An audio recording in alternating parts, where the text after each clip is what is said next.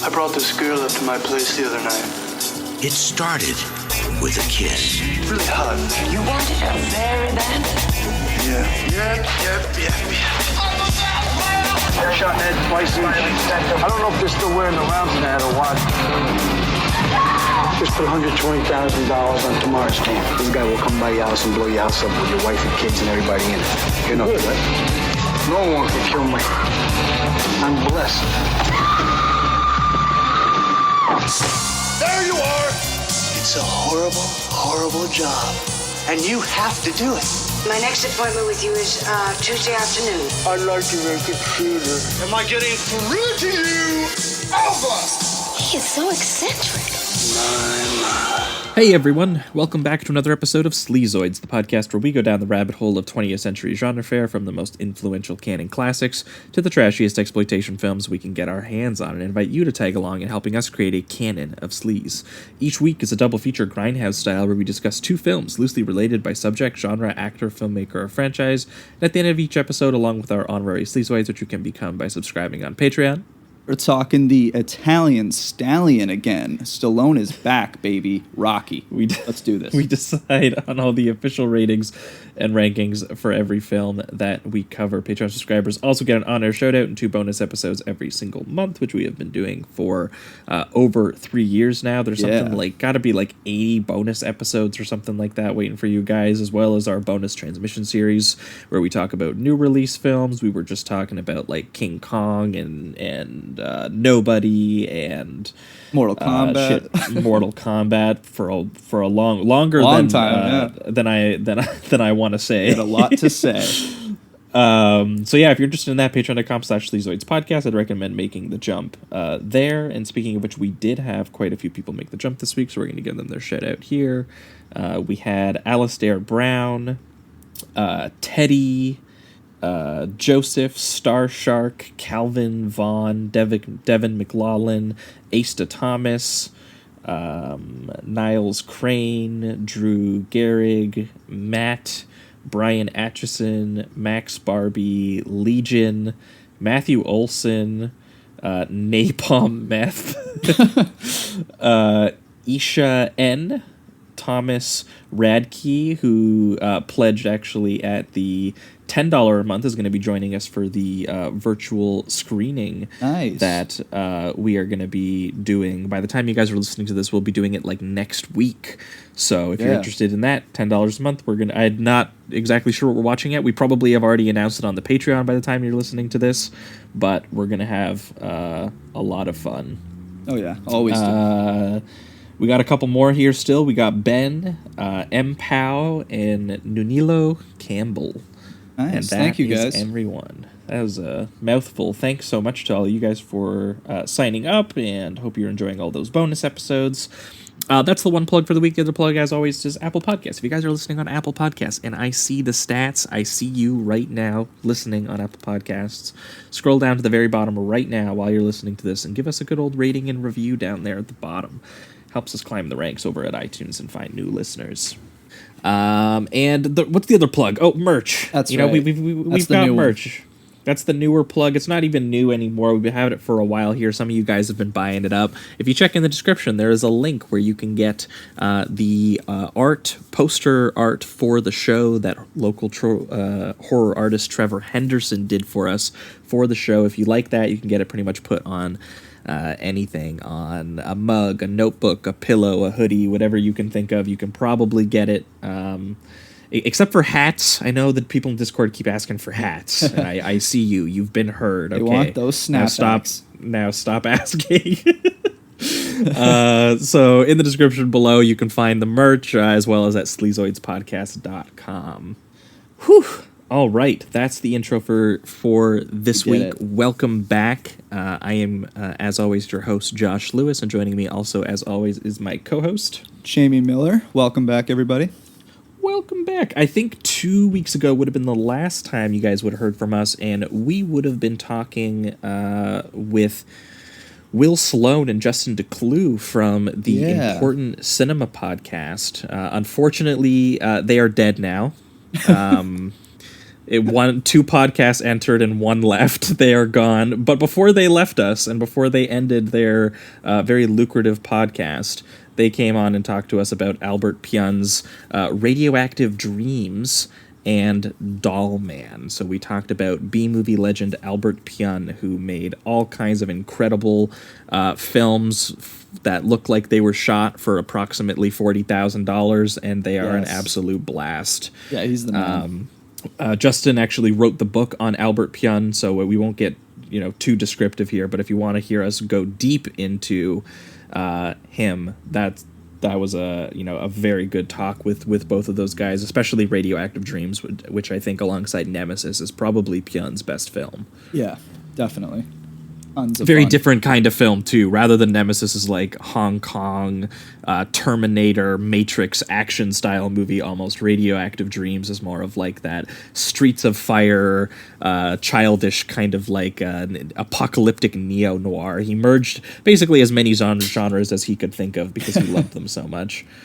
And then bouncing off of that episode, last week for your guys' bonus episode, we talked about very dangerous and violent teenagers. Yes. Fuck them kids cinema. That's right. We talked Class of 1984 from 1982, the Canadian shot movie about a teacher who goes Death Wish mode on all of the punks in his school who viciously do things to various students in the school and eventually attack his wife. And the last act of that movie, it starts out as like sort of like a teen, almost a 80s teen comedy. Yeah, like a satire. And by the end of the film, it's basically like a slasher version of one of the late Death Wish sequels.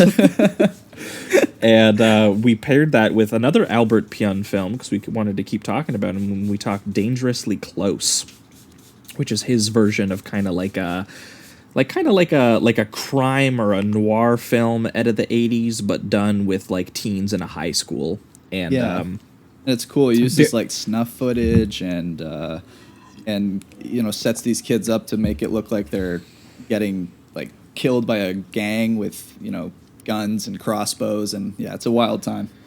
Yeah, and also, to Dangerously Close's credit, too, where Class of 1984, we were a little like, what is this film trying to say about conservative teachers versus young punk kids? Dangerously Close actually thinks through its metaphor, I think, a little bit more closely, and it has, like, the kids start, like, a fascist militia at the school where they're trying to run the sort of kids who are into the punk scene and drugs, like, out of the school under the vein of, like, removing crime out of the school and stuff. So it was a very interesting talk. That was last week's bonus episode over at patreon.com/Sleazoids podcast for anyone who wants to hear that. But this week, sticking around, because we talked a lot about a lot of 80s vibes last week. And moving on into this week's episode, we have probably one of the absolute craziest movies of the 80s being brought on by very special guests. Some of you will know her on Twitter as Zero Suit Camus, but that is Hesse. Hesse, how are you doing? Josh, Jamie, thank you for having me. It's an honor and a privilege. Thanks for coming on and bringing such glorious films.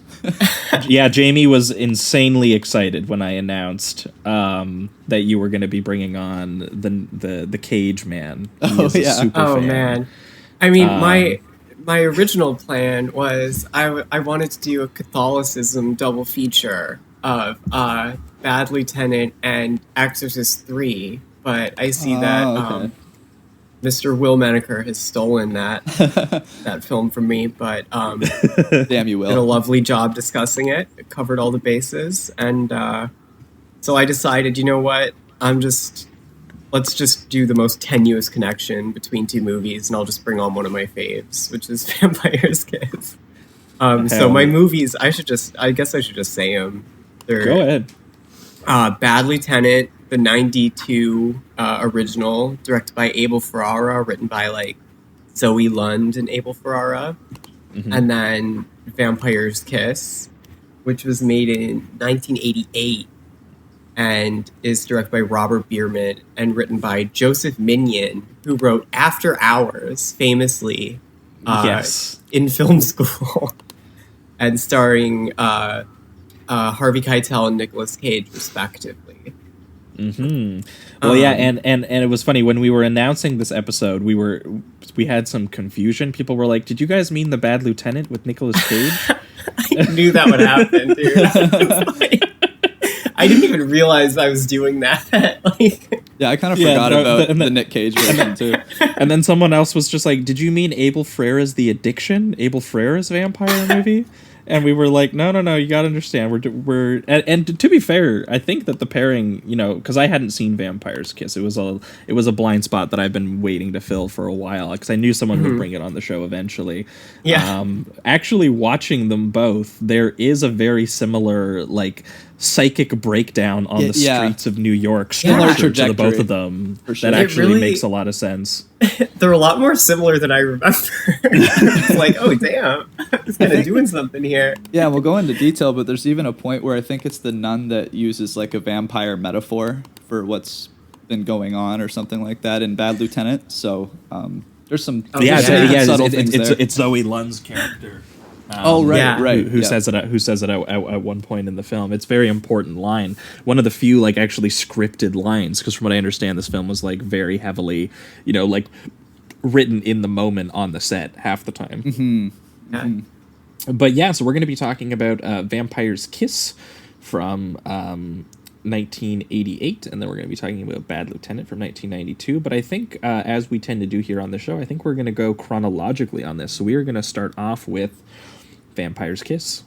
Awesome. Cage, baby. In the big city. Yeah! Don't laugh. I'm a professional. I don't lie. I'm a vampire! I'm a vampire! I'm a vampire! Nicolas Cage. The tortures of the damned! Maria Conchita Alonso. Shoot. Do it or I'll fire you. Do you understand? Not the floor, Alva. And Jennifer Beals. You are so pathetic. Vampire's Kiss. Strange stuff. I'll never do that again. Jeez. All right, we are talking Vampire's Kiss, the 1988 American black comedy horror film directed by Robert Bierman, as Hesse mentioned, and also written by Joseph Minion. I had a great time reading up about the writing history of this film, because as soon as I saw that it was the guy who wrote After Hours, another very sort of lonely existential descent into New York nightlife, I was like, okay, this movie makes a whole lot of sense. They even use the same diner from After Hours. It's the one that Cage freaks out at the waitress in. Okay. Yeah. God damn, I didn't even notice that. Yeah, and so Minion, apparently, he wrote this film about his girlfriend / producer. Yes. Oh my god. While they were on some sort of, rich person's vacation. And he had a lot of feelings, apparently, about isolation and loneliness, and apparently also, based on Nicolas Cage's relationship with the vampire who appears in this film, also domination. And she then produced this film and read the script and realized instantly that it was about her, and it was basically horrified. And you will be not surprised to learn that they broke up during the production of this film, mostly because it's quite clear that Joseph Minion saw her as a vampire that was destroying his life, which is the most passive-aggressive signaling that you could possibly make by handing your producer girlfriend the screenplay you've written about her. Yeah. But very, very loosely, those feelings that Minion had are translated into the story of a guy named Peter Lau, or as Nicolas Cage sometimes slurs many times throughout the film, Peter Lou. And he is a publishing executive in Manhattan. who basically spends his entire day at work just harassing the lowly employees who do all the actual work at his office, and then spends his entire nights getting drunk and high and having various one-night stands until he can, get back into the office again and keep yelling at people. That is basically what he does until one day he brings a girl home and he sees a bat, and he has a fight with a bat, and it makes him horny.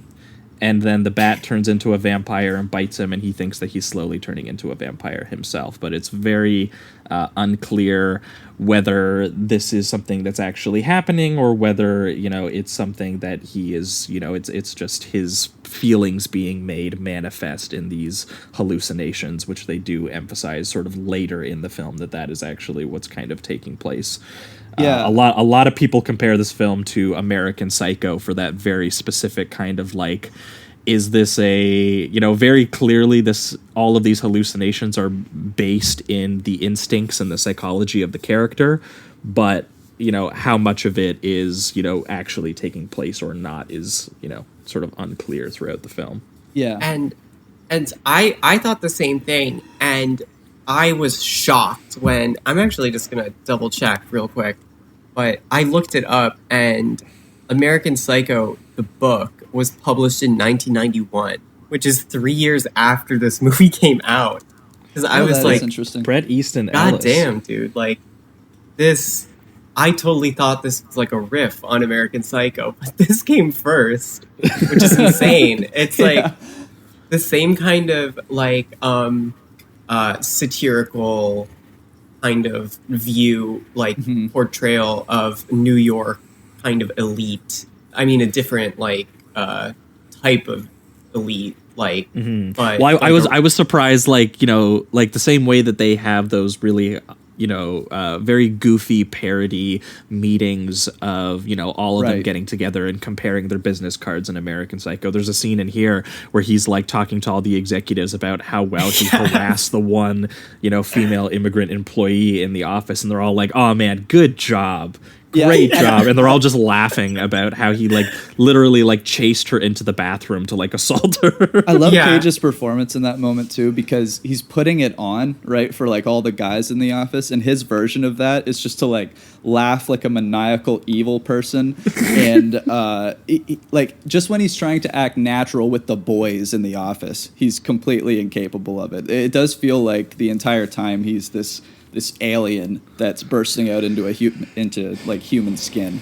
It's it's so strange to watch this guy perform, and it's cool because he kind of changes. It's always weird, but it changes depending on who he's talking to. Even if he's by himself, for instance, when he talks to himself in the mirror in certain ways and stuff like that. It's a very oddly versatile performance.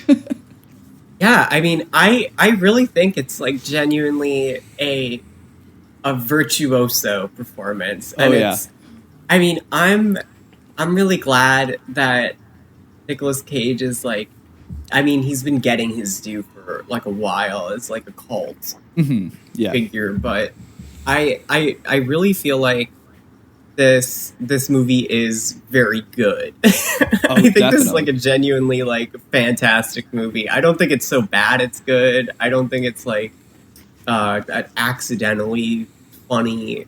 I think it rocks. No, that was the thing that surprised me watching this, is that I've seen so many bits of this movie just because of the way that it's sort of been sort of memed into public consciousness, and sort of the face of him doing the wide eyes or him screaming down the city and everything. I've seen so many clips from the film out of context, him shouting down the street, I'm a vampire. If you look up, I remember when I was a kid, on YouTube looking up a compilation of Nick Cage goes crazy, and it was just and half of them are from this movie. Exactly, literally half are from this movie, and it's so much funnier when you watch them in context. Not only do the scenes actually make more sense, right, but the actual performance makes more sense. Definitely. It's not just he's doing random shit. It is actually he is clearly thinking through the gestures and was allowed to experiment with his performance. And the way that he talks about it as this is his favorite movie and his favorite performance of himself, mostly because Robert Bierman, who was a first-time director, really did just let Cage do what he wanted, because he's like, how am I going to control this guy who's a bigger name than I am? He's coming off of Moonstruck. This is my first movie. Yeah. And I really do think I listened to the audio commentary, and it's like almost a Nicolas Cage auteur film, like in a lot of ways. It's like, and it's like it's the Cage performance. It's like the performance by him that really all other ones like kind of trickle down from. Because I think it's the movie that really allows him to do anything that he wanted. Whereas like his other movies where he goes batshit crazy, there's always there's always a small restriction in some way. Whereas in this one, it felt like, even though I did read that a lot of this was very choreographed, the way that he moved his body and things like that, it does still feel like they showed up on set and he kind of just, got to come up with it on the day of, rather than it was, fully scripted and fully restricted to his character and what was going on within the plot and the setting. It felt like he could just say anything to Alva, and no matter how outrageous it was, it kind of made sense contextually, because this guy was just going insane and he was a complete control freak. And so, it just the character itself gave Cage full reign to really just do whatever the hell he wanted, and no other character has really been able to do that, I don't think, to this extent. Well, yeah, and he choreographed much of it. Even though it was choreographed by him. Right, A lot of the decisions that were made were Robert Bierman just said, yeah, go for it. Like the whole thing about him eating the cockroach wasn't even supposed to happen. He just did it. Yeah. He was supposed to do something else, I think. He was supposed to suck an egg. He was supposed to eat a raw egg. Right. And he's like, that's not big enough. We're going the cockroach. Yeah. I found this little guy in a corner over here.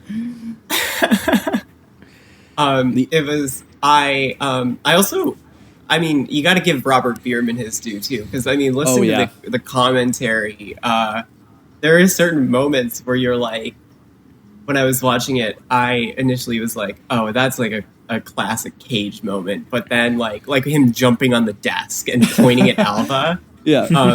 In the commentary, Nick Cage is like, that was your idea too, I think, me jumping on the desk like that.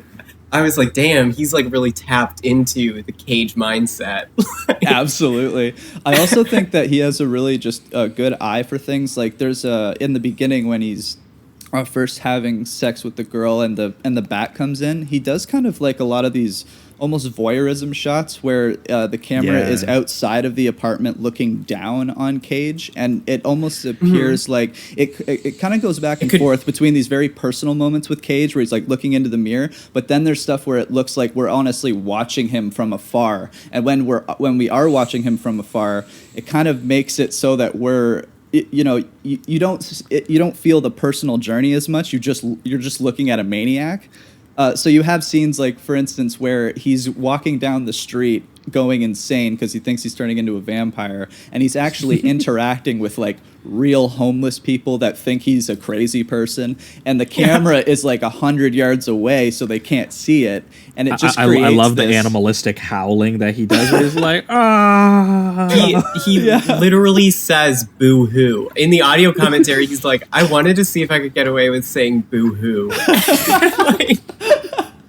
It's like this like bird call when he does it. It's so funny. It's like boo. Yeah, and as Jamie was mentioning, they did film all of that on long lenses so that it would literally have the quality of like no one else who's around him knowing that there's a camera crew around, that he's just a random guy walking through the street just like howling into the city. Do you know if that part where because I know the part where he tells two people to stab him in the heart with a piece of wood is actually real people, which is hilarious. Yes. But do you know if when he's walking around with the stake and he's yelling and all the cars are about to hit him, is that choreographed? Yes, absolutely.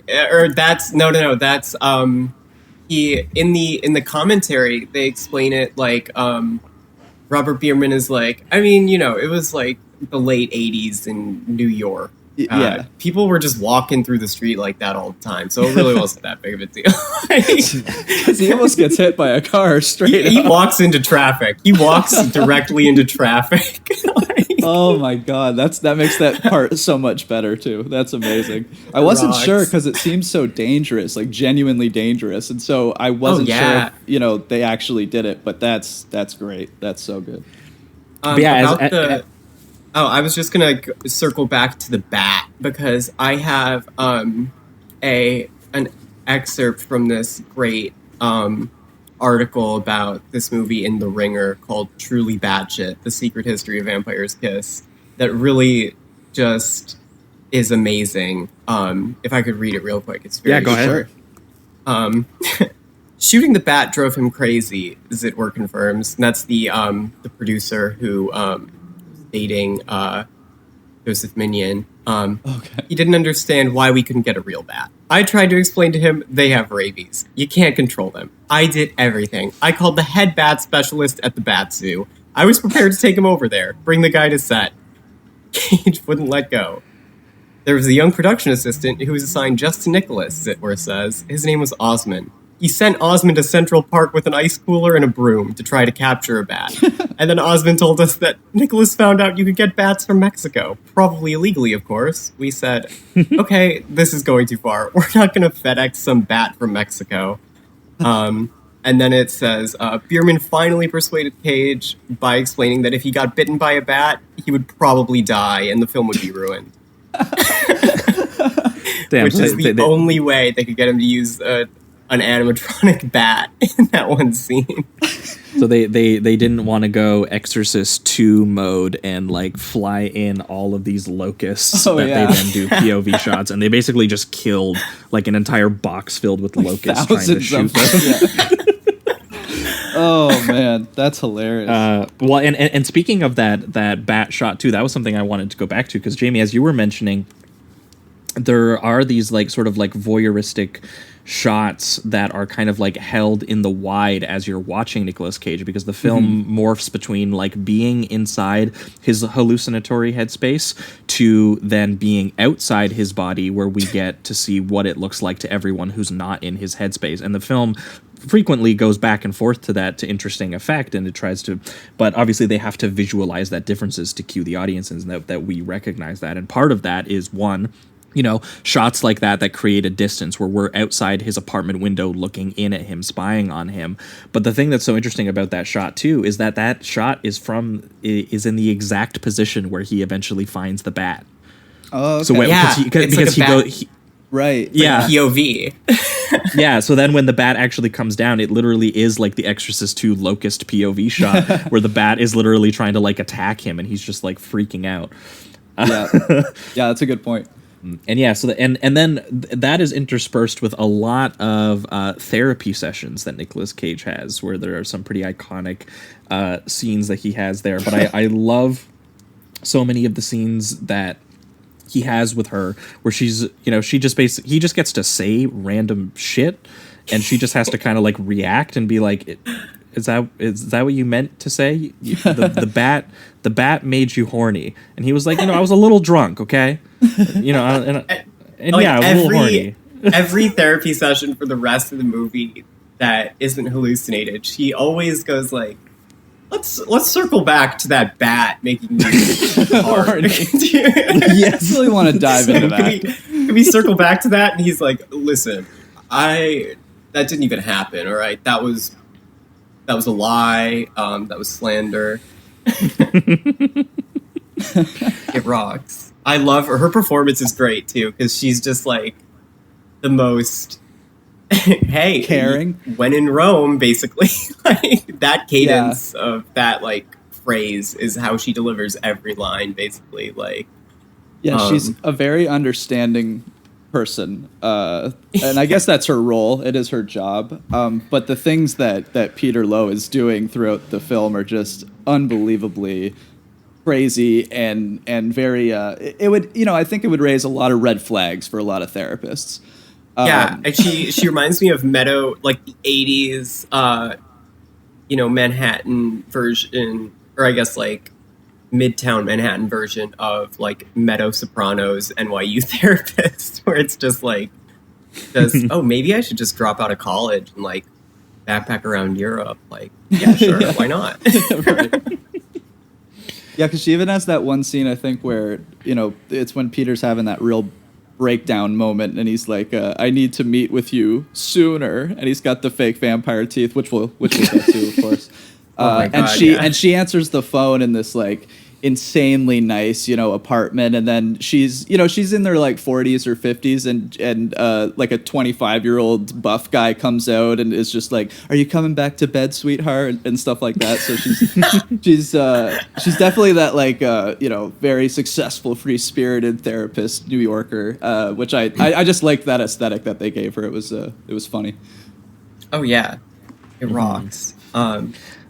I also and half the time what he's talking to her about is just shit that's going around at the office, because he's very obsessed. Half this movie is him just being obsessed with finding this file that he doesn't actually have to, like, there's no reason that scene's great. For him gaslighting. Yeah, let's talk about that one.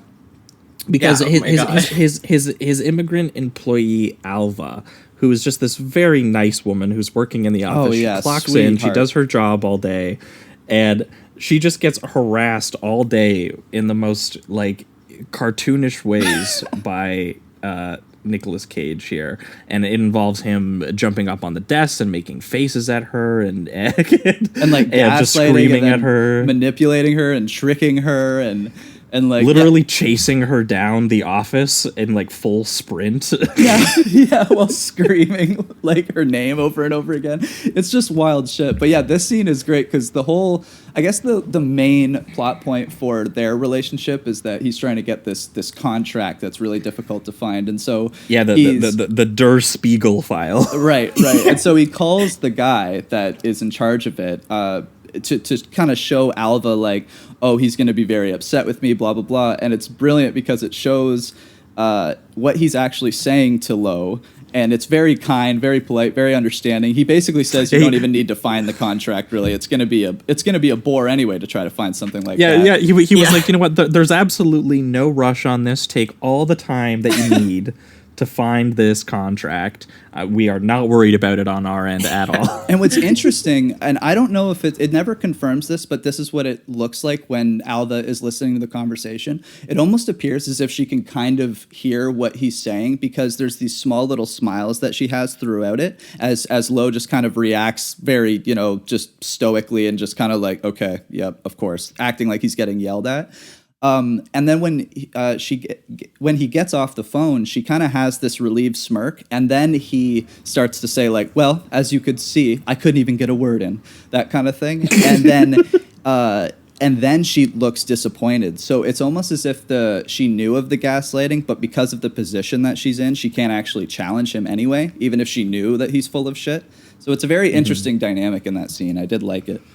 Yeah, there's like there's a few like reads that I like thought of for this movie, like lens to view it through while I was watching it, and one of them is like a kind of cathartic vision of like a boss figure, like an ex. Like, why does my boss suck so much? Oh, it's because he's a fucking psycho vampire who like just is obsessed with like wanting to suck a woman's blood and like fucking just an wants alphabetical to inflict order pain on you. Yeah. He's obsessed with the alphabet. He's is obsessed with the Der Spiegel file. That's another trait I absolutely love about Lo is his absolute obsession with perfect file keeping, which is the context for that famous like when Cage does the entire alphabet. I was always like, what the hell could possibly be the context for that? But it's actually hilarious because it's his obsession. He basically has like a minor OCD when it comes to the files, and he he just cannot comprehend somebody being able to misfile something because it's just alphabetical order.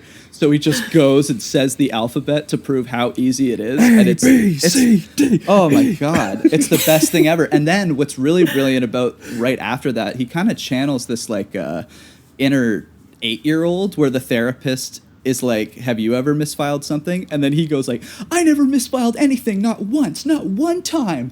And he does this kind of like boyish whine, and he does this posturing that's very much like a 6-year-old having a temper tantrum. And it's just brilliant. Like it's hilarious. Yeah, it's strange. his physical performance, what he does with his body, is incredibly expressive in this film, and it goes back to what he kind of started with in Moonstruck. Like I think about the stuff in that movie where he's like pointing at his hand, and he's like, I lost my arm, and like, and he said that was like German expressionism he was trying to channel or something, right? He in the audio commentary, he calls that pose he does at the very end of that speech, where he puts his hands behind his back and kind of pushes his like chest out. Yeah. He calls it the Mick Jagger pose. Oh, that's great. Actually, I like that a lot. Yeah. My favorite detail of that scene is the very condescending way that the therapist goes, "Wow, you know your alphabets." Yeah. Yeah, that's where that like boyish great. thing comes into play for me. It's so funny. Yeah. Oh man. But yeah, Nick Cage in this movie, like genuinely, he talks about, you know, the choreography and the gesturing and what he did with his body in this film as expressionist acting. And you know, a lot of people used to kind of like, I feel like people kind of like make fun of him for saying that's like a ridiculous thing to say. And then I eventually watched this movie, and he's literally doing like Max Schreck face from like Nosferatu and shit. Like he's literally doing 100%. silent era acting. And I can in this honestly film, and it looks weird because that acting style hasn't been seen in 60 years, and it doesn't make much sense in, you know, modern film. Yeah. But that's why it fits so well into this character's breakdown. He feels strange. Every dramatic beat is exaggerated even further by what he's doing with his body and his voice, which he'll raise and lower seemingly obviously at like random intervals, but he's doing this mix of like New Yorker / like Transylvanian. Yeah, he called it like his pseudo Transylvanian accent or something like that. Like, and the thing is, if you haven't seen like those old 20s and 30s vampire movies, looking at Cage going through the club and doing the hand gesture of Nosferatu and the wide eyes would just look completely insane without context. So I do understand where if like you just watch this movie and you're not much of a, like you don't watch a lot of film, you just think it's completely strange. But now recently I've gone back to those movies and watched them, and just having that context really did make that scene pop out a little more, and having an understanding for it, you know, it still leaves a lot of strange feelings because Cage is still in a 90s or an 80s New York nightclub doing Nosferatu, but with the context it does help a lot. But it's very clearly a deliberate choice to express what's going on with the character, that he literally thinks that he is turning into Nosferatu. Yeah, exactly. Right. And the character's like frame of reference for like what vampires are would probably be shit like that. I mean, he even watches it, I he's think, at one point. He does, he's like a literary agent, so he's definitely seen like he's probably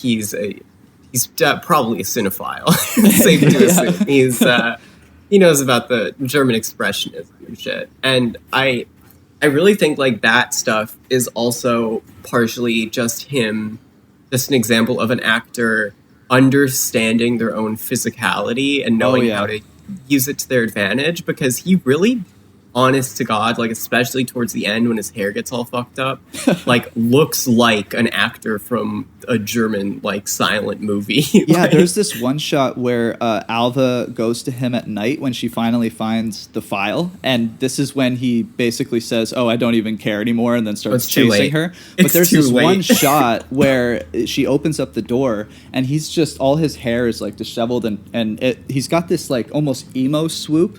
And the way that the lighting looks makes it look very much like they're trying to channel this old school vampire kind of look in that shot.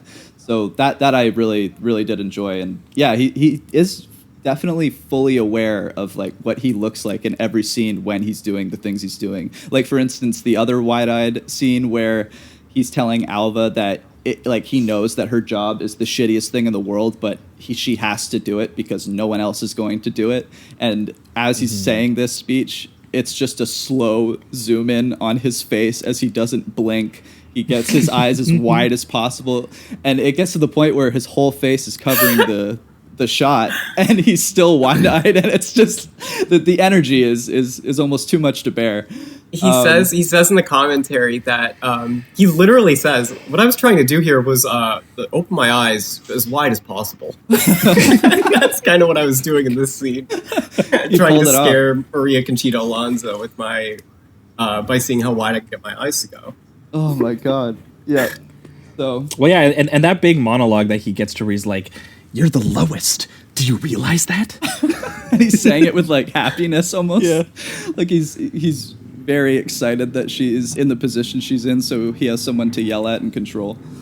Yeah. Even if there was someone here who was here even one day longer than you, I still wouldn't ask that person to partake in such a miserable job as long as you were around. Like, it's just so. And you have to do it. Bleak. You have to, Alpha. You have to. Oh my god! Or I'll fire you. Oh my god! I'm gonna watch it again after we're done here. It rocks. I mean, and there's so many like great lines. I mean, in the therapy famous alphabet scene, there's another exchange that I have in my notes that is so fucking funny that like kind of people fail to pick up on as much because of the alphabet speech. But it's him saying, "Who misfiled something?" And the therapist saying, "I can't tell you that." And he says, "You can't?" And she's like, "No." And he just pauses and goes, "Ha, you call yourself a psychiatrist." It's just like, I just fucking love that. Oh yeah, he's unbelievable. I guess I love the bit too where she calls in sick from work, and there's an entire sort of like, you know, sort of almost like 20-minute set piece almost of him like trying to go and bring her back to work. Yeah. And there's he goes from being genuinely upset that like no one is there to actually do the work, because it's a moment where the employer at that point should realize how much he needs his employee. Right. And it comes across that yeah, because he's like, I need to go and get her, and he tries to, you know, go and he actually like finds her house, and he shows up there and he's like knocking on her window being like, "I'm here to call a truce, man, you know, soup." Yeah. He's brought like soup for her cold and like all this shit that he's like saying and stuff like that. And he eventually gets her in the car and is like, "Look, just come to work. Just, you know, I don't even care about the file. Just come to work and just, you know, keep trying. Don't worry about it." Because she's saying, "I'm so scared to come in to work. I'm not even sick. That's just why I called in, because I'm so scared that I didn't find the file for you." And in the car, there's almost like this thing where you think that he's going to have some sort of realization where he's like, you know, it's horrible when there are tensions between an employer and an employee, Alva. And then he gets her back to work, and he just instantly starts again. He's like, "I've trapped you." He's like, it's like when the vampire like tries to lure you into his castle, but it's like, yeah. What's amazing is he does the switch in the cab, so it's on the way to the fucking workplace. And so she like feels completely trapped, and he has this amazing line where he's like, she's like, "I thought it was just gonna go away," and he's like, "It never just goes away."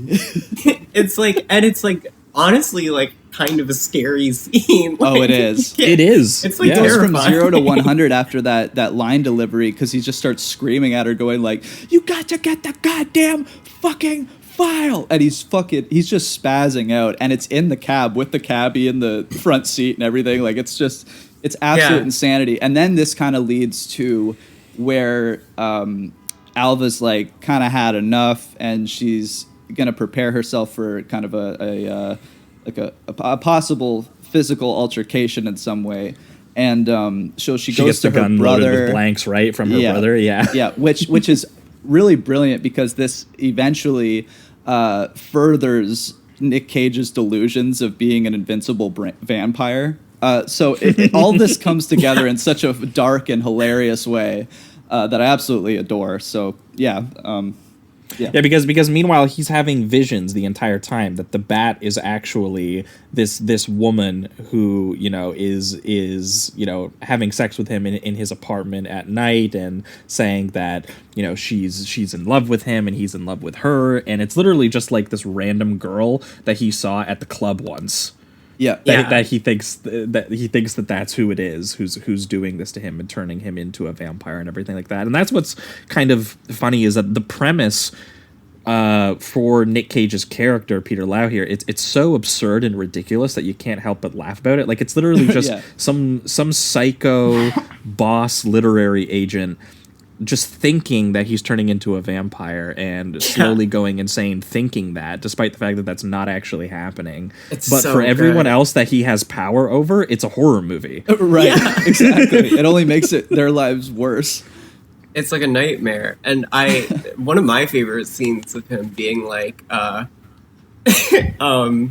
thinking he's turning into a vampire is when he's in the bathroom and he looks up in the mirror and he starts going, "Oh Christ, where am I? Oh Christ, where am I?" And you can see his reflection in the mirror. Yeah. He's like feeling the mirror. That was a brilliant thing to like not show his delusion in that way, just completely outright show the reality of what's going on. It's so much funnier, and And, that's a great scene too, because they also include that dude in the bathroom who is like, "Dude, what the fuck are you doing in the fucking bathroom right now?" One of my other favorite characters in the movie, one of the best line deliveries, is when he chases Alva into the women's room and she pulls a gun on him, and there's this old woman who's in there who just says like, "What the fuck is going on?" She even looks at the camera, which is hilarious, because I honestly think that was a choreographed thing where it was almost as if that woman wasn't supposed to be a part of the movie in a way. She's clearly like an actress, but that's the kind of vibe it gives when she looks at the camera and then walks away from the crazy scene we're watching. It's very good.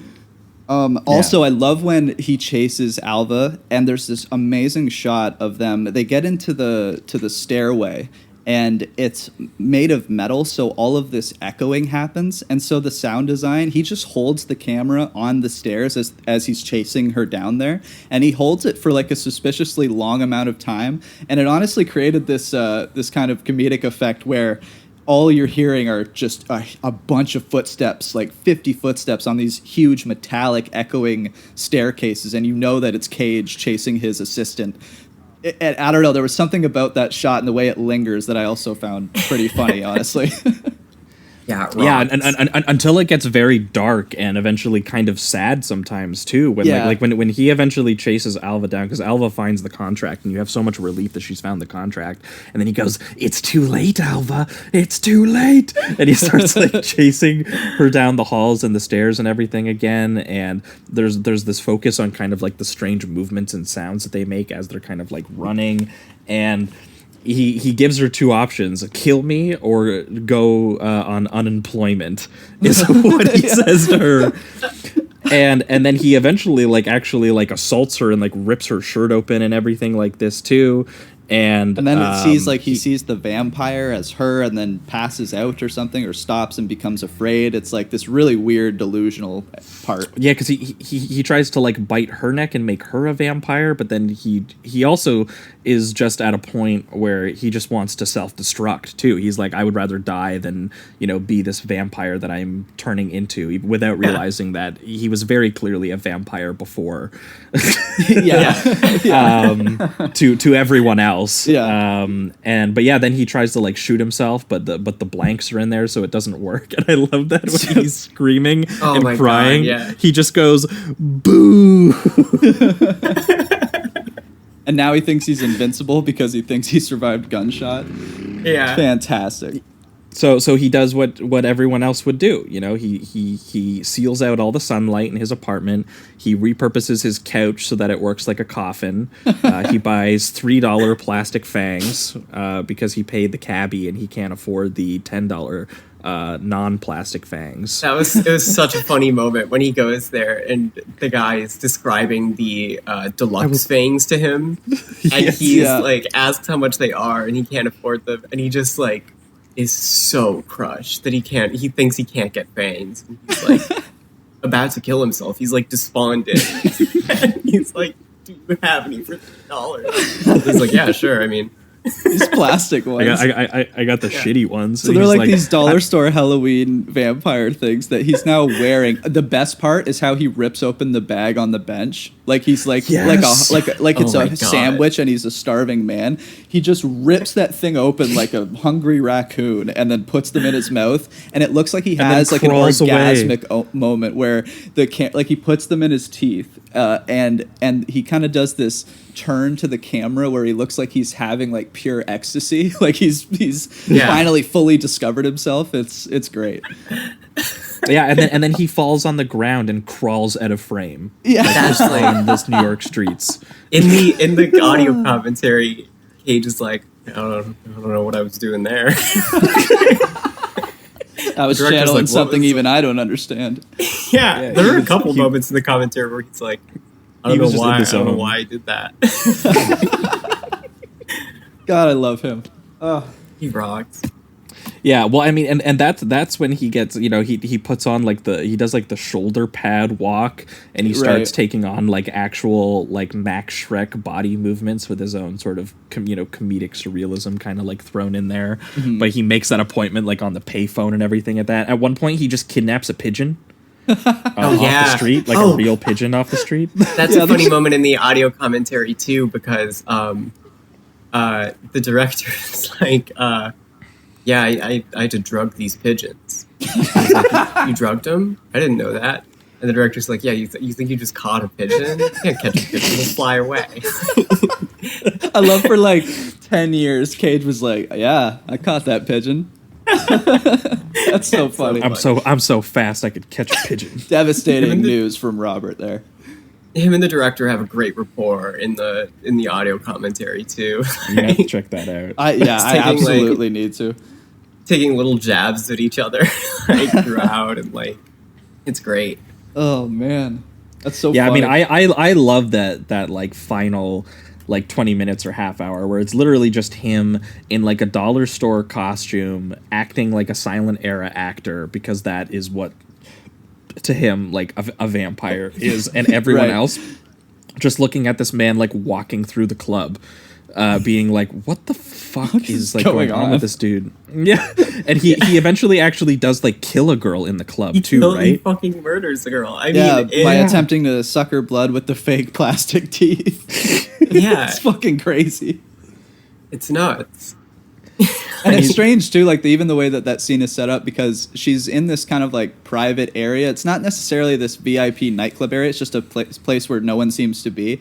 And he approaches her with, complete silence. He's still wide-eyed. He's doing the Nosferatu thing. And at first she kind of like flirts back with him a little bit. She's into and- it. She's Yeah, and fucking into it's it. very strange, because eventually Nick Cage obviously just takes it too far and tries to suck her blood. But it's set up in a very bizarre way as well, which kind of adds to that he's like satire. trying to like court her or something, like at the club. Yeah, but this is the way he's doing it. This is his move. Yeah, it's like, well, I mean, Nick Cage is an attractive man.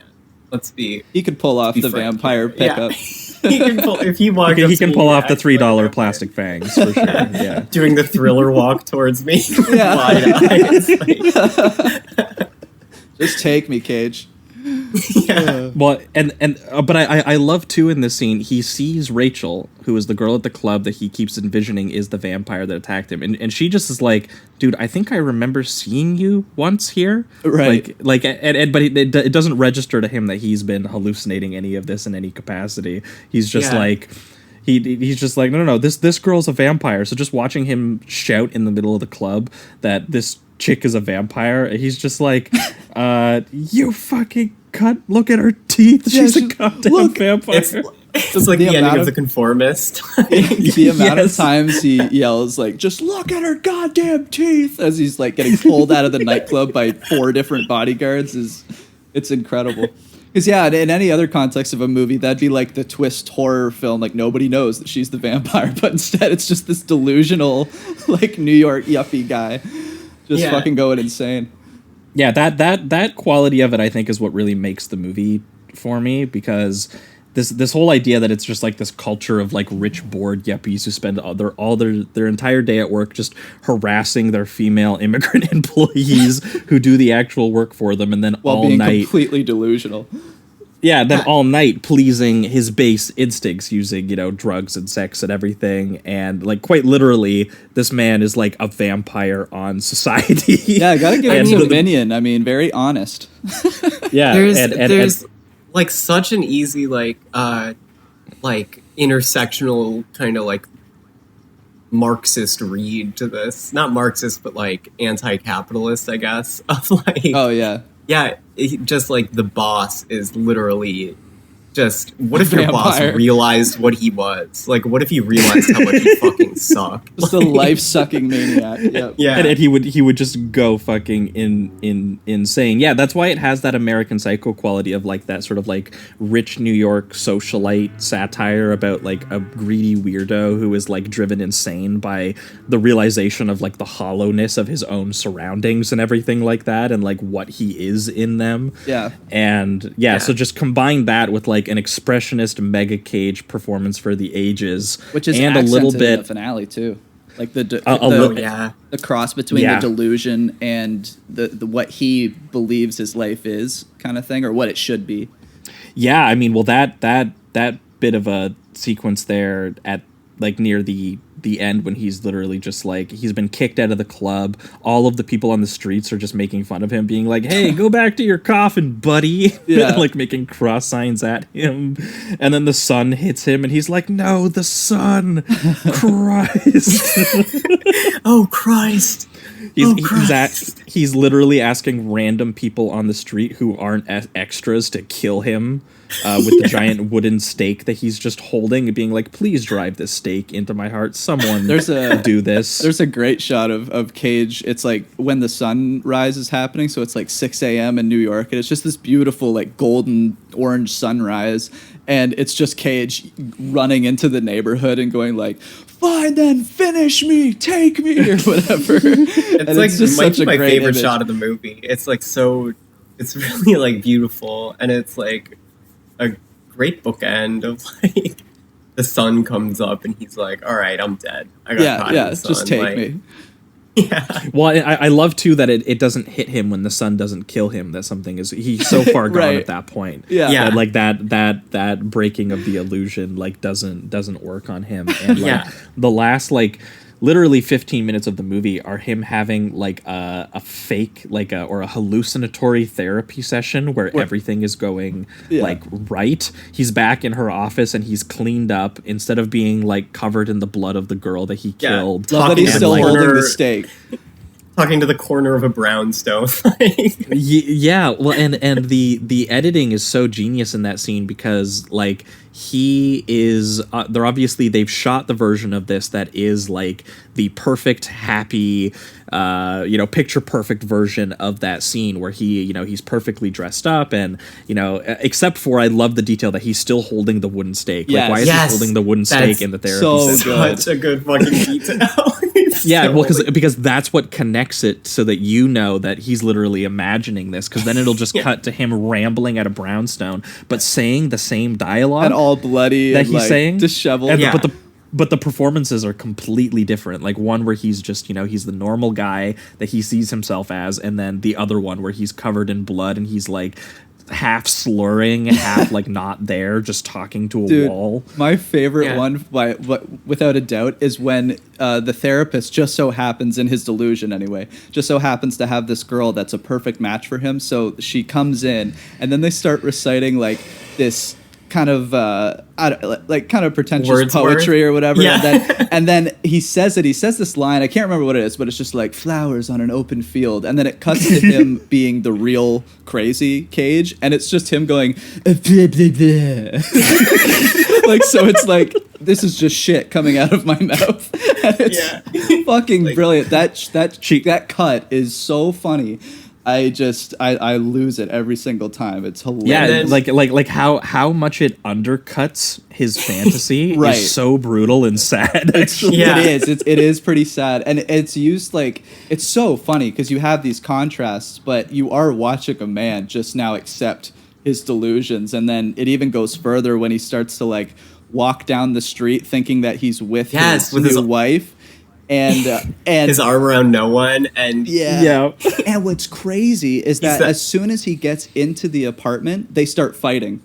Like they start. even in his fantasy, he's still an asshole. Right, exactly. He can't escape it. Like he just can't have a connection with somebody. It's sad, but obviously the way that it's presented is honestly absolutely hilarious as well. So my favorite line during that part too.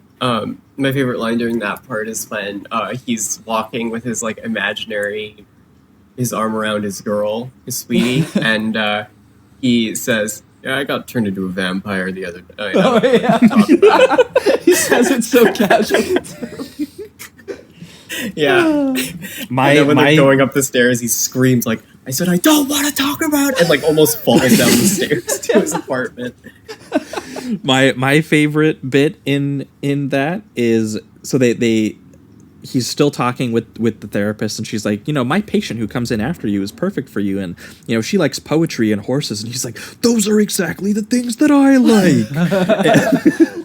and so he's having like a great time with this in this cartoon happy ending, but it is very briefly interrupted, which very complicates like how much he's aware of and what he's not aware of. But I love the bit where he goes, "Oh, by the way, before I leave and get on with this big romance with this patient of yours, I did rape and kill someone last night."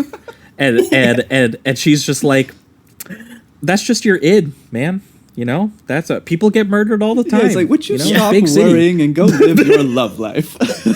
She says, "I'll take care of the cops." It's so funny. Oh my god. Yeah, everything just gets wrapped up in this neat little bow in his delusion in the best possible way.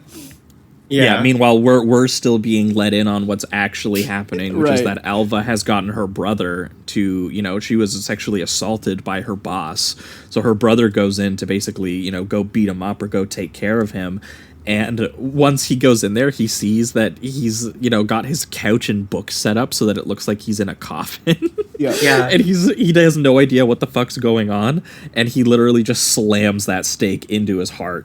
And he just like bleeds out. It's like an assisted suicide almost, because Cage just like sees him there and then like is lying in the sun at that point because the couch gets flipped like off of him.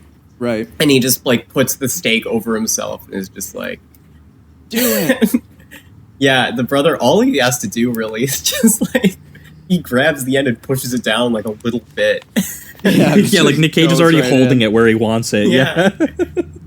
And then I think that's it. It just does like a pan up from his apartment, and then we get a shot of New York City and the score and credits roll, and there's one shot of Jennifer Beals as like the vampire, and she like says she's like so he gets his happy ending, I guess. Does she say a line? I'm curious. I can't remember what she said. Oh wait, she says "dream of me." That's what it is. Oh yeah. So it's also one other thing I wanted to mention real briefly, just because it's a very funny part, is there's a part where he walks out of his apartment and there are just two mimes fighting. And that's amazing. And I had that in my notes so too. Hard. Like, and you hear a that's slap such an incredible detail to include. Yeah, it's so funny. It's so funny. So I wanted to throw that in there too before we do the rating round. Yeah, that bit is incredible, and there are a lot of like details interspersed throughout the film that are just strange like that. That kind of invite you into the Cage mindset. Oh yeah. This is the Cage film, I think, if you're going to look for something that's just, like, completely Cage, being able to have full reign on doing whatever he wants. I don't think there's a movie that he goes more over the top than this.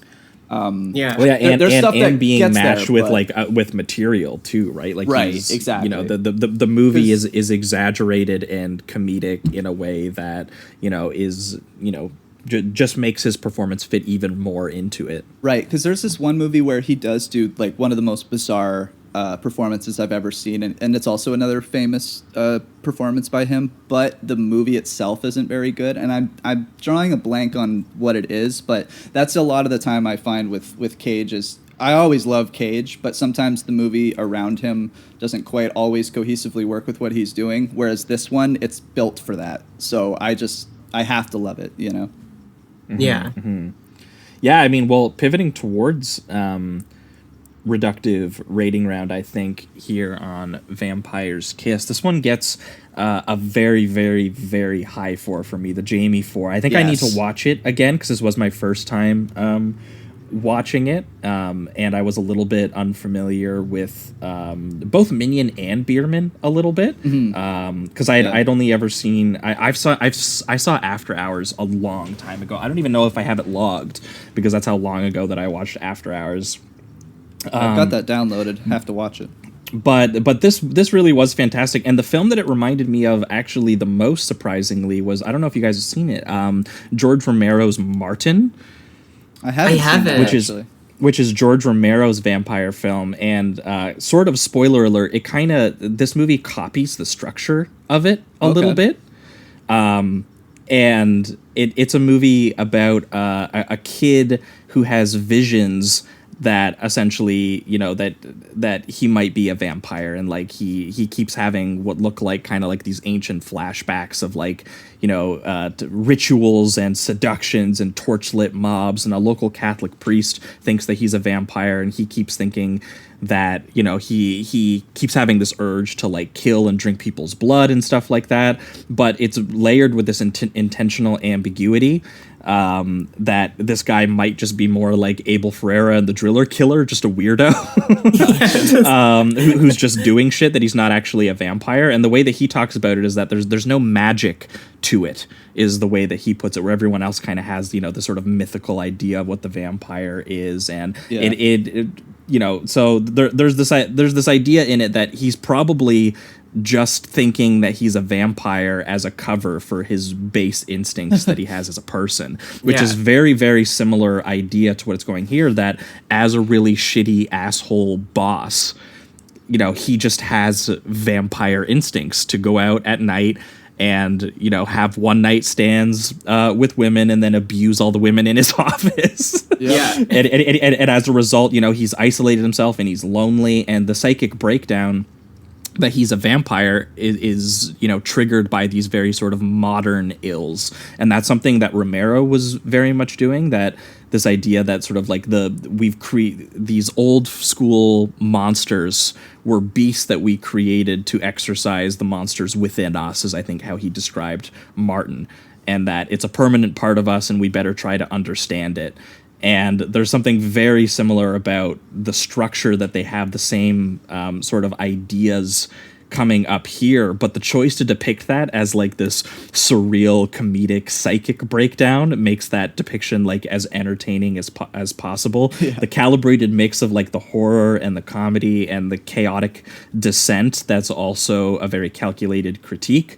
Like Cage's performance is like this film in microcosm. It's exactly what the film needed, and his depiction of his madness is like so intoxicating and funny that you get dragged down into the surreal with him, even though a good 75% of what you're seeing is very likely hallucinations, and the movie constantly tries to make you aware of that. And that's where I thought of Martin too, with that idea of there is no magic, like there is no supernatural element here. There's literally just the psychosis of this rich man, you know, who has endless power and leisure time, and all of that loneliness resulting in something that has to be supernatural to him to make sense of it. And either way, the actual movie itself, as a result, is so absurd, and the character study so pathetic and kind of sad at the same time as being horrible. Very well done. Yeah, I agree with everything that you just said.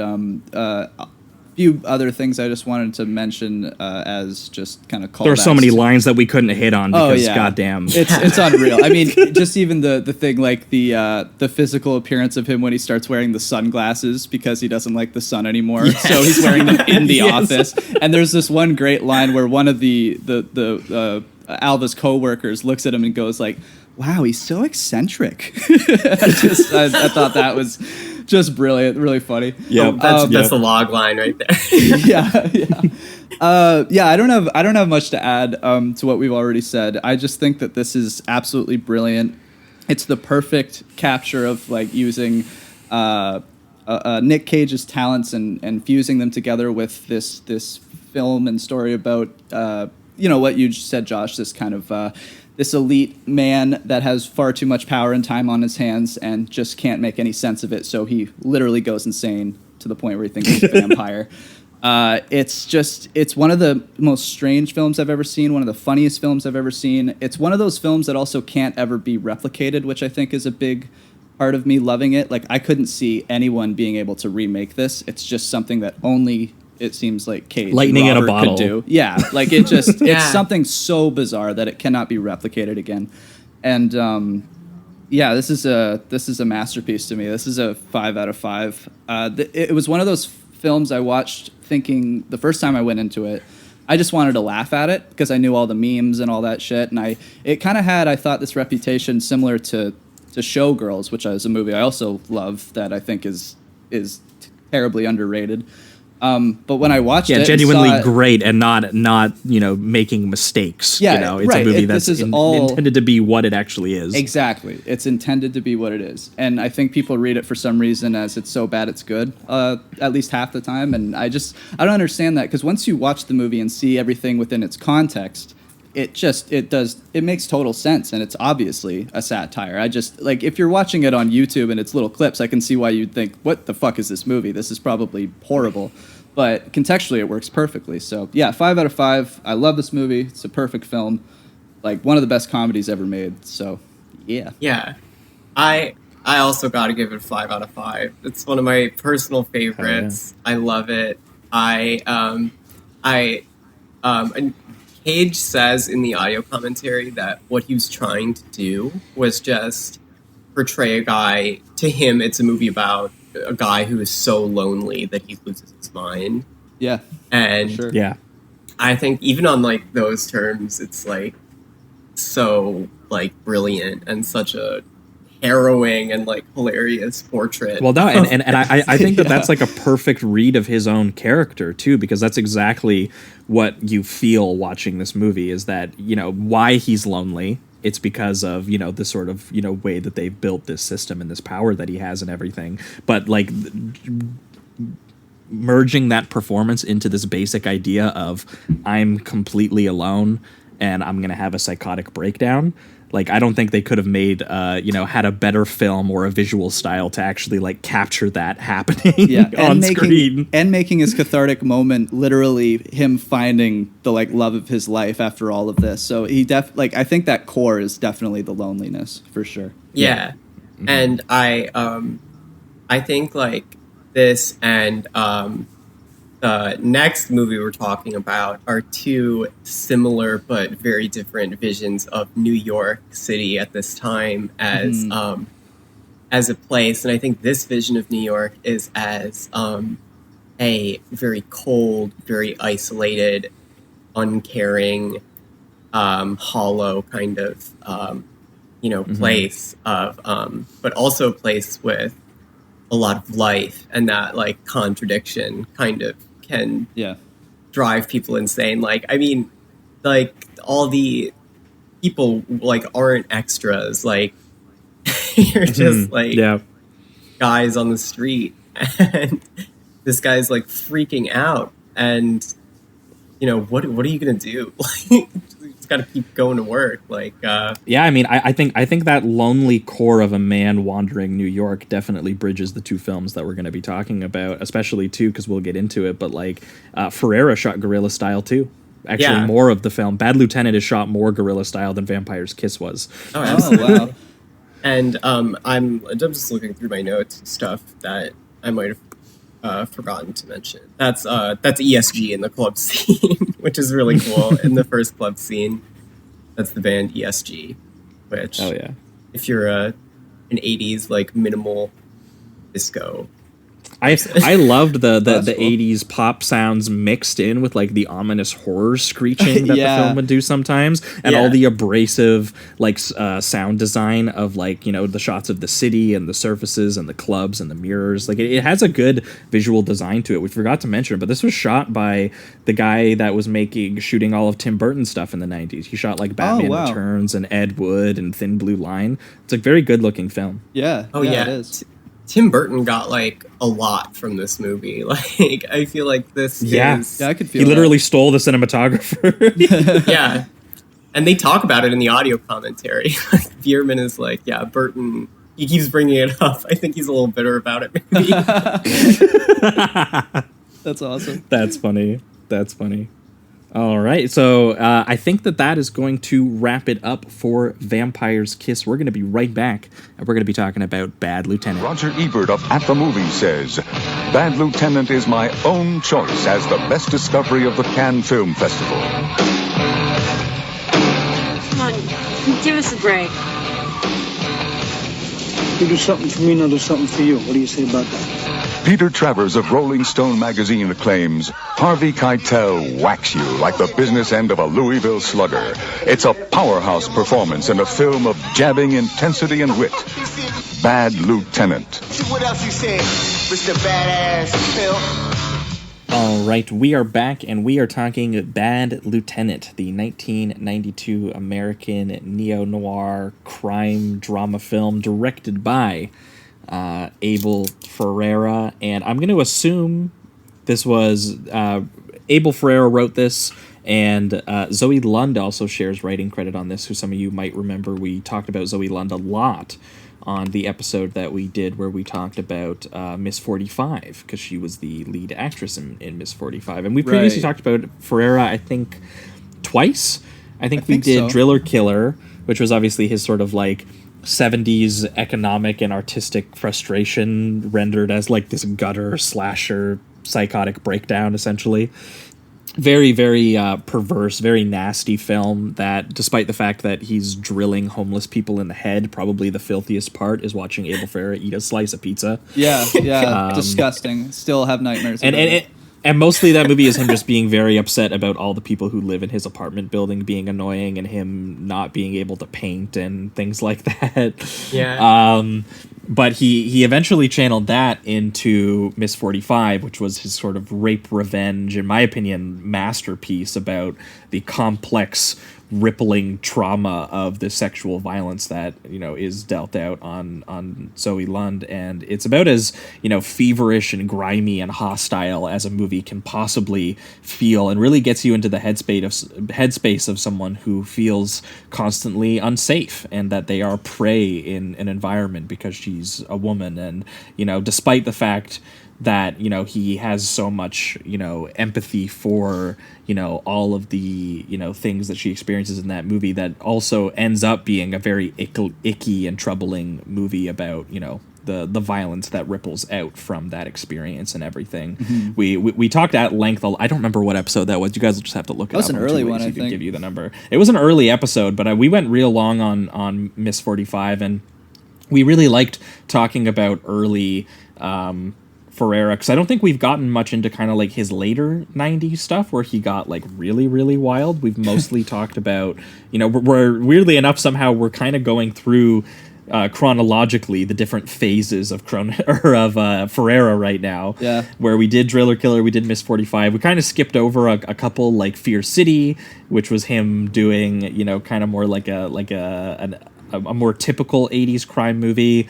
Gladiator, which I don't know if any Gladiator rocks. Gladiator is so funny. It's literally like a Death Wish revenge movie about a guy who's just really upset about drunk drivers. Yeah, it's an after-school special where a guy practically makes a PSA. Yes, that's awesome. The China Girl, which was kind of like him doing, you know, kind of like a West Side Story, Romeo and Juliet kind of thing, but infusing it with some of his sort of street level grit that he did on the streets of New York. We haven't talked about it yet, but we will absolutely be talking about it soon. King of New York with Christopher Walken, one of the best gangster movies ever. Yeah, so good. Classic. Such a stacked cast. But that is a lot of what he was doing leading up into Bad Lieutenant, which, in my opinion, kind of signals a little bit of, I would say, a shift for Ferrera, who, I wouldn't go as far as to say that, like, the previous films that he was doing were, bland by any means, because they aren't. They are absolutely so Ferrera, but they all fit into kind of like this genre milieu of like a slasher or a rape revenge or a gangster. They all have plots that kind of match that kind of, someone could go into it not knowing it's a Ferrera movie and be like, be partially satisfied by the film, even though he does really interesting things with the genre. Bad Lieutenant is his shift into more of his late 90s phase of like genre abstraction, things like The Addiction or The Blackout or New Rose Hotel, which take genres like vampires and sci-fi and make them into these like real strange existential nightmares that still have like that street level quality that he always has, because Abel Ferrara himself was just a guy who liked doing drugs on the streets of New York. And that got incorporated into every film he made. There's a quote here that says he said something like the director of that film needed to be using the director and the writer, not the actors, and it's about like heroin use on this film set or something like that. Very famously, this came out at the time where Abel was he was basically as much of a drug addict as the characters that he was depicting on screen. Right. Zoe Lund as well was very into heroin. She actually, unfortunately, died due to a heart failure. I didn't know that. Due to heroin use. I think it was cocaine that actually killed her. Was it cocaine? Okay. Yeah. Interesting. Something interesting too. Didn't she mentioned that she was the sole writer and co-directed a lot of these? Has that been disputed by Ferrera? Has that been? No, I don't think agrees, it's. Basically, in the audio commentary, he says like Lund directed in the scene where the lieutenant pulls over the two girls. Lund directed the two girls in that scene, and they would do a lot of like split direction type stuff. But in the commentary, it like Ferrara talks about the script like Lund wrote basically all of it, or most of it, if not all of it, which is and I can imagine. Yeah, I mean, they clearly after Miss 45, they both became very close, and they shared a lot of experiences. I'm assuming doing a lot of various drugs together, and out of that experience together was born this insane movie.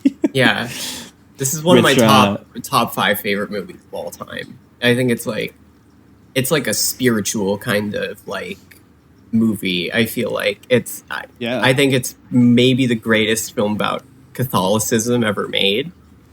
And it's like, as opposed to the vampire's kiss image of New York City at this time period, it's an image that is kind of, it's not hollow, it's like a living like community. It's kind of like it's Sodom, but it's also like the body of Christ, like, to use a church term. It's like these are God's these are members of the church, and God will like deliver for them by having the Mets win.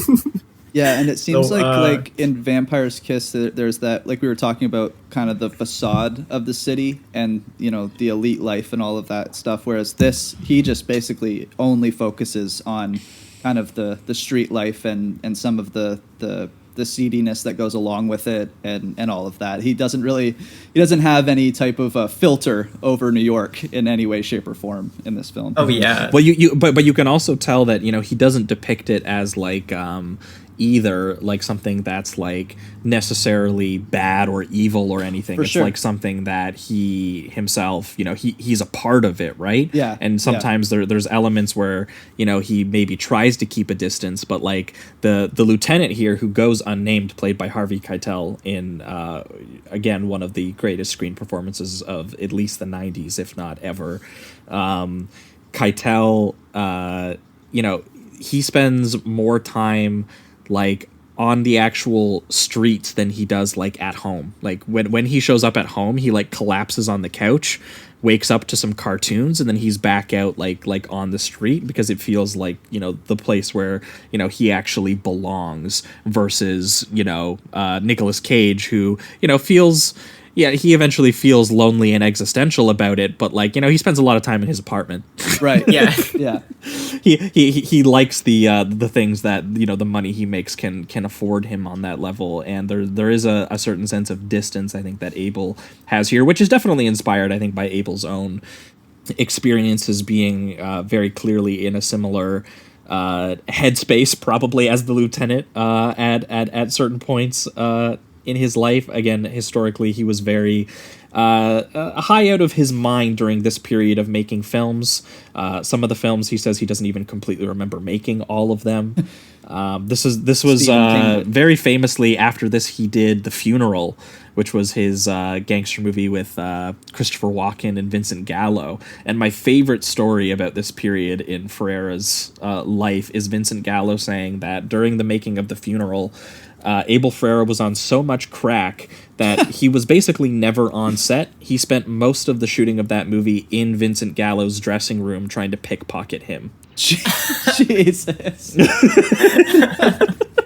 That's wild. God damn. My God. Yeah, I mean, Zoe Lund does real heroin on screen in this movie. Yes. Oh, so that's confirmed real? Yeah. I wasn't sure if it was a rumor or what it was. No, it was real. Damn. That's why they say in the audio commentary that it's a little out of focus because the AC was very squeamish about needles, which I think is really funny. Yeah, that's crazy. I mean, was this showing that? Did they lie to get it distributed, or did they say that this is the case, but it has to be NC-17, or was there a big problem with having that in the film? Oh, I have no idea. I assume they just didn't talk about it. Yeah. Yeah, I assume everyone who watched it just assumed it wasn't real, that it was right. just, that's what you would assume, prop, right? Yeah.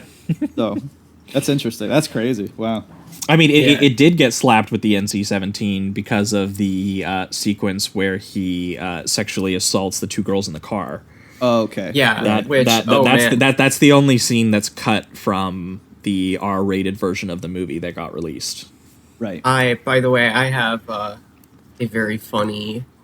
Have you guys looked at the IMDb trivia page for this movie? No, actually. Oh my god! I think it's maybe my favorite IMDb trivia page.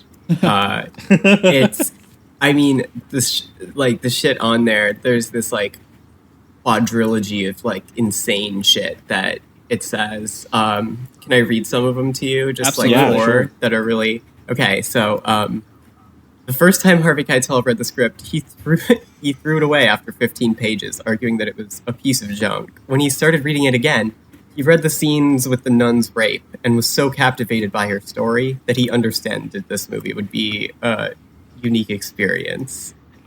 And then it's kind of an escalation. The next one, according to Abel Ferrara, the film was originally supposed to be funny. It was always, in my mind, a comedy. Ferrara said. He cited the scene where the lieutenant pulls the teenage girls over as a specific example of how Christopher Walken would have played it and how Harvey Keitel changed it. The lieutenant was going to end up dancing in the streets with the girls as the sun came up. They'd be wearing his gun belt and hat, and they'd have the radio on, you know what I mean? But oh my God, Harvey turned it into this whole other thing. Yeah, so he thought this was going to be like a Brian De Palma High Mom. Yeah, he thought he was going to get the film. Walken King of New York dance sequence, but with the girls. But Yes. instead, he got a jerk off sexual assault sequence. Yeah, he Keitel's performance is harrowing and disgusting. Oh, it's crazy. I mean, the in next comparison. He goes the all next out. two are much shorter, but I just want to. The next one is one of the young women in the car was Harvey Keitel's nanny. Abel Ferrara recalled. I said, "You sure you want to do this with your babysitter?" He says, "Yeah, I want to try something." And then Harvey. the last one is the cherry on top. Harvey Keitel stayed in character the full time on set during production. Thank you, That'd be a Harvey. nightmare. Yeah. You just jerking off to a bunch of people on set? My God.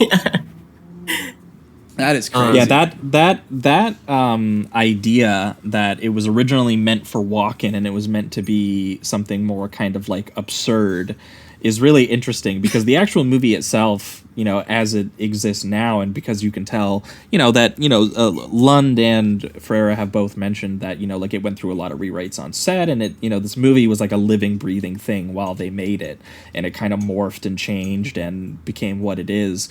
But the final result is like very, very like icky and sad. Oh yeah. And what I meant too when I was saying that this is obviously also more of kind of like a genre abstraction too, is that this is a cop movie, but like this movie could not care less about, you know, like him on a case, right, or him and his relationship, you know, how the job hurts him and his family. We literally see one scene with his two kids where he drives them to school. He's very upset that he has to drive them to school. He's very annoyed that this is a thing that a father would have to do. He drops them off and then immediately hits a rail in the same shot that they get out of the car. Yeah, with the rosary hanging from the rear view mirror. Like, he also doesn't, like, as he's talking to them, they're kind of acting like, you know, boyish and whatever, getting excited about stuff, and he pretty much just shuts them down any single time that they're like emoting in any way, and he's like, you're giving me a goddamn headache and stuff like that. Like, he's not a person that feels like you could have a really strong connection with. It's just he pushes everybody off, and he's constantly angry, and he's constantly abrasive. Well, that's what like he that kind of circles back to what, like, the city as kind of like this like church and this like community almost, and him kind of shunning that and having no faith and like not being part of it, you know, like and even like pretending to have faith, like in the Mets, they're kind of like the metaphor for it. Like in the fictional like World Series game or championship game. I think it's like the National League Finals or something like that between the Mets and the Dodgers, and it's very funny because this was so obviously such a huge inspiration on the basketball stuff in Uncut Gems. Yes, yeah. Oh yeah, 100%. Like, and it even has the same trajectory where it's like he just keeps going and going, and by the second or third time you're like, dude, stop, you're way over your head here. This is just it gets very very stressful. Yeah.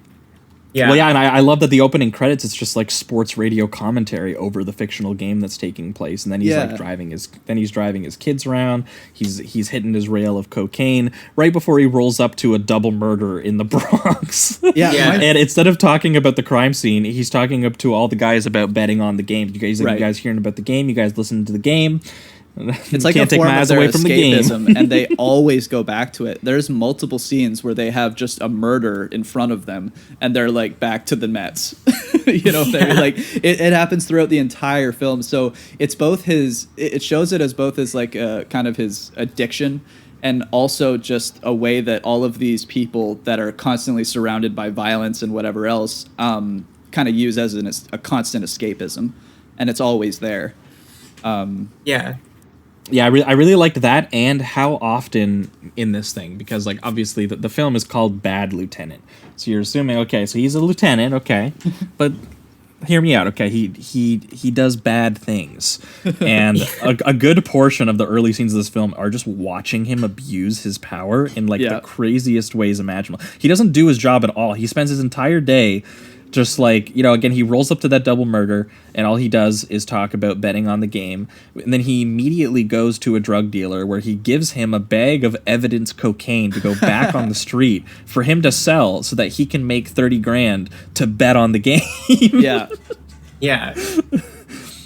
And that's kind of a one of the things in the audio commentary that points to Zoe Lund having written kind of at least the first draft, like the full script, is that at the very end when that box of money that he gets paid for the cocaine comes back into play, Ferrara Right. says, "You got to hand it to Zoe. She brought that thread all the way through."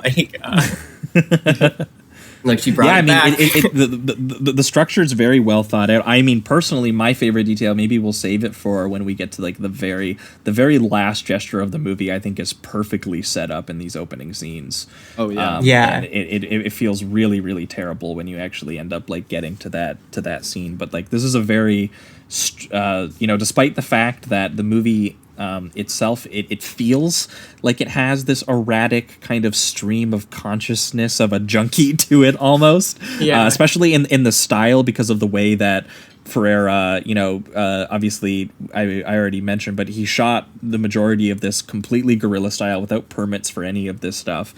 And the movie is just a series of really ugly, destructive and self-destructive vignettes by the Keitel character. And so despite the fact that it feels so loose and it feels so in tune with this very impulsive, lonely character, there are a lot of feelings and threads interspersed that get brought back constantly, and I think that definitely makes it work, especially too because this is ultimately a story of a lapsed Catholic who comes back to his faith too late.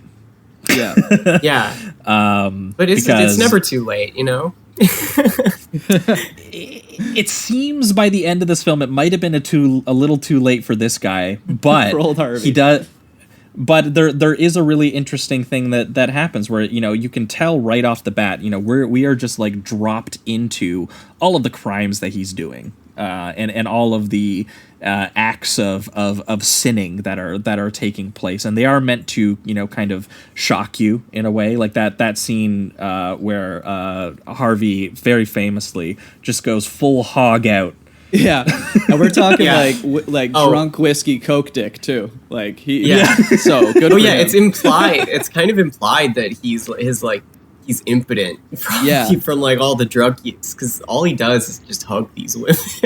That's the he thing. just like He's dances surrounded- around with them. Yeah, right. He's with like two naked girls. He's doing like a bunch of cocaine and I don't know if he's shooting heroin in this scene, but he's drinking, and then it shows like how honestly ripped Harvey Keitel is at that time too. I had no idea. Kind of he's ripped. He's like ripped in that scene, and then it just shows like his kind of impotent penis, and it I can't help but think that that's what it's doing. Besides showing just a man kind of at his most lonely and most sad. And think of the pose he's doing, right? With like the exactly. weird, like kind of like crucifix arms out, and like the little dance he does is one of my favorite moments in any movie ever. It's like so fucking weird, but also so like real. Just like this guy who is blacked out, just fucking gone, and he's just so sad, and he's just doing a dumb little fucking dance. Yeah, and I love too that it's playing this really romantic song, "Pledging My Love" by Johnny Ace, that like Elvis Presley once covered. Like it's a very iconic song, and it's playing that song while he's dancing around with the prostitutes because he's not actually having sex with them. And my favorite part is when he's pouring the vodka or tequila. I didn't make out what it was on the bottle, but he pours the shot and then drops the shot and hits the bottle. Yeah. like he pours the shot to just completely not actually drink it and just go straight to the bottle. When he does that in the audio commentary, Ferrara goes like, "That's a guy who knows how to drink." Thank you, Ferrara. Oh, yeah. Yeah, that scene is absolutely wild. And just a really a big shout out to Harvey, because I mean that is a very exposing scene and just a very vulnerable scene. One of the most vulnerable I've ever witnessed. So yeah. Well, and it really hits this idea too that he's doing all of this stuff that he's doing out of, similarly to the Cage character, I think, but in a much bleaker way. I think he's doing it because it makes him feel less lonely to be involved in this sort of like criminal social interactions. Yeah, for sure. Oh, also they say in the commentary that, which I thought was like very funny, they filmed those scenes in Mickey Rourke's hotel room. God, out of all people.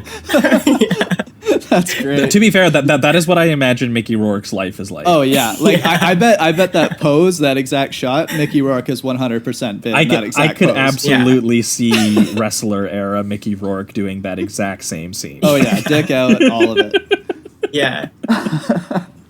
Hell yeah. But yeah, the majority of this just becomes like, again, a series of these like self-destructive vignettes of all these various things that he's getting into, and they all start to kind of like build and build and build, and you see all these various things that he does. Like he shows up to a crime scene, and he finds drugs in the backseat of the car, and he tries to stash them in his suit jacket to sell later on the street. But he's so high that he fumbles it on the ground, and the guy's like, "Hey, what the fuck are you doing?" And he's like, "Take it into evidence, man. I just found it. You know, whatever." yeah, his use of like just knowing his position in life constantly is it's really well done there, and that one's really funny in a sense, just because it's so like it's such a pathetic moment. And he still is in a position where even that is believable to his other colleagues. And even if it wasn't, they're not going to have really anything to do with it anyway. So, like, he's just constantly able to get away with all of this crazy shit. Mm-hmm. Yeah. Well, and there's one, too, where he rolls up to like a convenience store robbery, and he just robs it himself. Like he makes the beat cop go away, right, and literally just steals from the criminals. And then he looks at the owner's like daughter or whatever and says like, "Don't worry, everything's gonna be okay." As he's like holding the cash. Right back. Yeah, he's like, "Your dad'll be right back." As he's holding the robbed cash, like just. Oh man, yeah. Yeah, and then what sort of interrupts this? What is a splice of life, day in the life of the most corrupt, drug addicted cop you could possibly imagine, is a nun gets very viciously raped in a church in what again is designed to shock. And yeah, it's meant to be like the most filthy, sacrilegious thing that could like possibly that you could experience on screen. And there's like shots of the Jesus on the cross as the guys are like tearing her nun's outfit apart, and there's actually a shot of just Jesus wailing on the cross, like straight from like The Devils, when Oliver Reed is like on the cross or something like that. Yeah, and this is all cutting during the sexual assault. It's just it's so much. There's just so many abrasive images coming at you at one time in this like 5-minute sequence. It's a lot to watch. They literally like rape her like with a crucifix and stuff, and it's like really, really awful. Like as cartoonishly awful as you could imagine. Even just saying the rape of a nun is like very clearly used as a form of really grotesque irony as well, which Keitel makes light of by saying, "Oh, what, I'm supposed to care because she wears a penguin suit or something," which is just like the ugliest thing you could say in that situation. Like all the other cops are like, "What the fuck, dude?" Yeah, even the other cops are like, "Guy, we should care a little bit more about rape." Yeah. But this awakens something in him, because he spies on the nun during her her examination, and he sees that she is handling as vicious of an assault as basically as gracefully as someone possibly could, and that she actually wants to, in her own way, forgive the boys who did it, because they were two boys who come to the church, and she knows that they're poor and desperate, and the way that she saw it was she served a need the same way Jesus served the needy, which is a really obviously gross way to frame that, but Harvey Keitel is so like blown away that someone could look at something so filthy and not be completely destroyed and want to descend the way that he has. Mm-hmm. Yeah, well, I was gonna say I also think that it's really interesting how Ferreira paints the eavesdropping of her medical condition with Harvey's character, because like not only is he looking into a room that it's he very shouldn't intrusive, be, yeah. but she's like naked at first, so it's another kind of like assault in a sense. Like she's not knowing about it, but he's there, he's watching, and you could make the argument that he's trying to find out what's going on in the case, but because of all these added images, it's just you can't help but think like this guy's just doing his normal shitty stuff again. That's a very interesting thing to throw in there to just make it seedy again, make it a little filthier. Well, yeah, because to intersperse him spying on the naked nun, basically having a rape kit done to her, right? And he is, to intersperse that with the scene where he pulls up on two teen girls who don't have a license and have stolen their dad's car to go out clubbing for the night.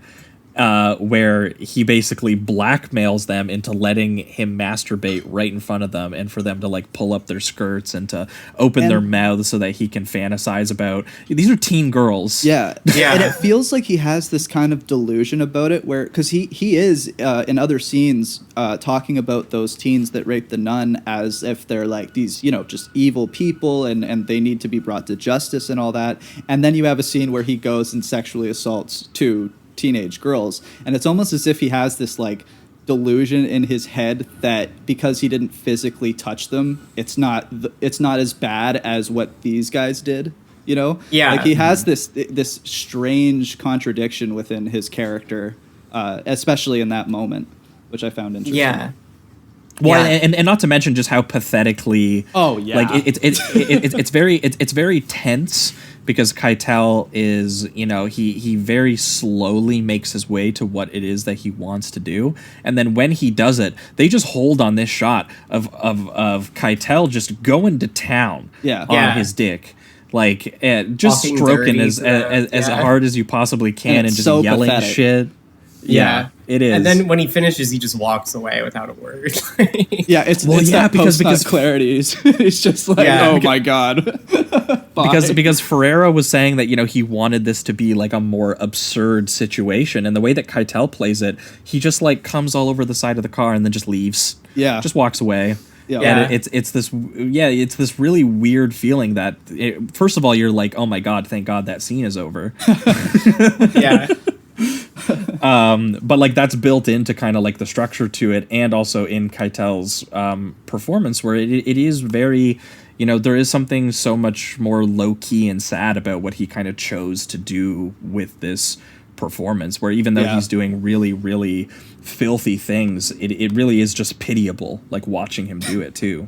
Yeah, he puts that like how low do you have to be in your life at that point? It's like brutal. And it really is like, I think it's kind of his low point of the movie almost. Well, I mean, he keeps getting lower, but I don't know, something about that moment just feels so gross. Well, yeah, it's definitely one of the most it's after that moment that he starts having his clarity, right? That he starts being like someone that if a nun could forgive people who just viciously raped them, redemption and forgiveness of some kind, like maybe it is not too late for me, even though I am doing things that are, incredibly depraved. Yeah, and exactly. It helps too that Keitel is like just as like he's like as feral and anguished as a performance as you've like ever seen someone give. Yeah, and we've seen so much of the gruesome irony of all the different ways that he abuses his power and all the things for again doing all of the things that he berates and arrests others for, as Jamie kind of pointed out. He does some truly evil shit in this movie, and I think it's a credit to his performance that you still feel agony for him, especially too in that realization that all of the decisions that led him to where he is, because we've just been dropped into where he is, there's no actual backstory addressed, but there is implication that he wasn't always like this, that he's slowly descended his way, and we're just at the peak of it. And there's this idea that maybe he could have made a different choice years ago or something like that, and that is the realization that haunts him for the back half of the movie, is like, maybe I could do something Right. And technically at the very end of this movie, he does try to do an act of grace of forgiveness himself in his own way. You know, it still involves a lot of swearing. Jesus a rat fuck, but well, yeah. One of the greatest line deliveries of all time. So amazing. Yeah. I love that Jesus scene. A rat fuck. Unreal. I mean, his story is kind of parallels Jesus in like a weird way. If only at the end, kind of like the thief who gets crucified next to Jesus, and Jesus is like, you know, like right before he dies, tells Jesus like, "I love you," and Jesus is like, "You're going to heaven." Like, it's kind of that moment for him when he finally, when he does his one good deed, which is, you know. When you think about it, it's like crazy that that's a good deed, but like technically, I guess it is. I love that though. You know, he's like, he like the good deed he does is like something that you would talk about in like a morality or like an ethics class, or like a morality class. Like, it's like wild. Yeah, I also think that there's something to be said about the amount of like drugs that the guy has taken at this point too, when he starts to see like Jesus and things like that. It makes sense just on a character level, like on a chemical physical level too, that he would be going through all these things on the inside. So now he's kind of outwardly projecting Jesus, which would be his religion, and how he's kind of battling with that now on a physical level. I think that was really cool. It's not just necessarily psychological. I do think that like the drugs are probably inducing some of this illusion as well. Which is really cool. Well, and he also has the delusion too that as a cop he's kind of invincible. Yeah. He has this. I love that. What's that great line that he gets where he's just like, I'm blessed. I'm a fucking Catholic. I'll never die, or no one can kill me. Right. Yeah. Protected by God, baby.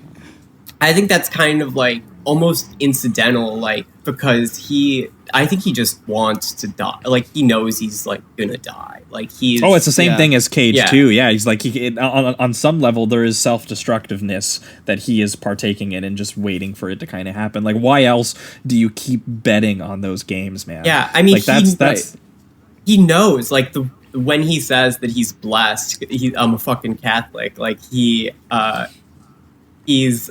basically, he's just telling the guy, like, and he knows the guy isn't going to take his bet. Like, there's no way he's going to take a $120,000 bet.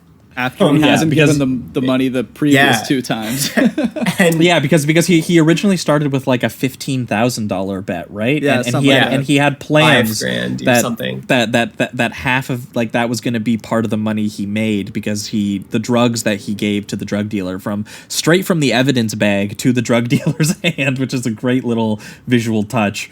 He's gonna use that money to bet on the game, and he ends up with $30,000 at the end from the drugs that he made, and he keeps doubling up on the bet every time, because then it goes to $30,000, and then it goes to $60,000, and then the last bet, which he has to make directly with the bookie, because the guy that he was betting through before is like, dude, this guy's gonna fucking kill you. Like, you don't understand. You can't just keep doubling up the bet every game, because he's like, look, they're gonna keep going. The games are going to keep going. They're going to keep going to 7. It's the original, like, I want points on Garnett. He's, like, on the payphone, like, making all the bets and everything that he's doing, too. And there is, like, this weird, like, you know, act of faith that he thinks that eventually, you know, he's going to be wrong. Because he keeps convincing the other people to take the bet based on the logic that it has to go to 7, because there's so much money to be made with the series going longer and more games being played and more ads being bought and more seats being sold. So he knows logically that he's making the wrong bet when he does it every single time, but he keeps making it. Well, that's kind of illogical, though. Like, saying that the World Series is like rigged to be that's true. It's a little conspiratorial. But if you follow his logic, his logic is that he's making the wrong bet. Yeah. Yeah. Because he's just like faithless. And I think it's so interesting that basically when he signs his death warrant he does it so many times, but the moment where he's like really signs it is when he's at that bar that moment where he says, "I'm blessed, I'm a fucking Catholic." That's like the only time we see him happy ever in the entire movie is when he's like, basically knows he's gonna die. He basically lost for the third time at that point, right? That's before he makes the big $120,000 bet. Yeah, right? that's when he's trying to make the $120,000 bet, which the guy doesn't even take. I don't think, like, because of course he's not going to take it. He has nothing to gain and nothing to lose. It's just like, I just got to kill this guy. Yeah, I think that's when he says, "We'll talk about it when we meet up," and then we all know where that leads. Yeah. And he goes to the meeting, which happens after the game. You can hear the game like on the radio, like. Well, yeah, and it's funny too because that I think you're right about that scene where he realizes that like this is it for him, because the scene earlier when he loses the bet for when it was at like 30 grand, he gets very, very upset. He literally pulls out his gun, shouts the gamer word, and shoots his radio. In my notes it says this is maybe the first time someone's ever used the gamer word in the context of a game, like a white guy, like rage quitting, basically. Yeah, that moment is so wild gamer. because and also it's all done in a shot where like he's like drinking from the bottle of vodka still while like driving around. Yeah. And after he shouts and he literally pulls his gun out and shoots his radio, he puts his siren on to get out of the Times Square traffic. And he's just driving around drunk, screaming animalistically as he drives around with the siren. Once again, using his privileges as a cop to just keep going. It's great.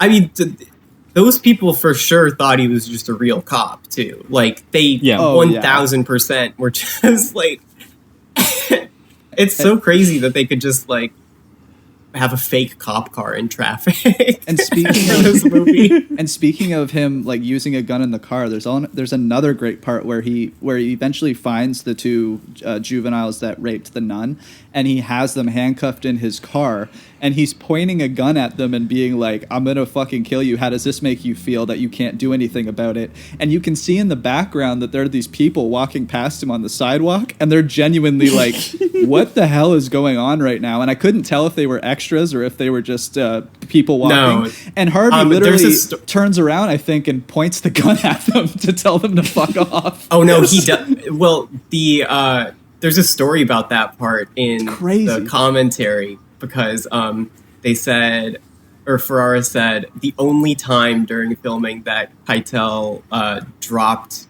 stopped pretending, like, was out of character, was that scene when they were filming it in Harlem and some guys came up to the car thinking it was a real gun. Holy shit. Keitel was like, "Oh shit!" Yeah, he was really a cop trying to just murder these two Hispanic. Yeah, exactly.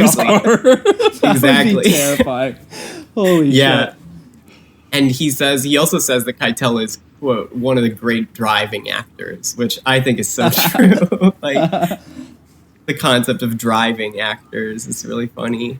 Oh man, that's wild. I wasn't sure if they were extras or not. I figured once he pointed the gun that maybe it couldn't possibly be extras, but now that I know what Ferrara would do during filmmaking, I believe it. Oh, I don't think does he point the gun at those people in that I thought scene? he did. I thought he maybe he doesn't point the gun, but I know that he turns around to them and says something like pretty vulgar. Yeah, I'm almost certain of that. So regardless, it would be a moment for those people, that's for sure. Yeah, well, I mean, there's a lot of really great stuff that they got guerrilla style. I love the sequence where he literally, which they've said that they had no extras on set for. Keitel just showed up, similar to Nick Cage in the club scene with his fangs, but just Keitel just wandering around in the club, just like tweaking out. Oh yeah. And when he's walking through like the bathroom halls and stuff like that, the framing, it almost looks like the subway scene in like Possession.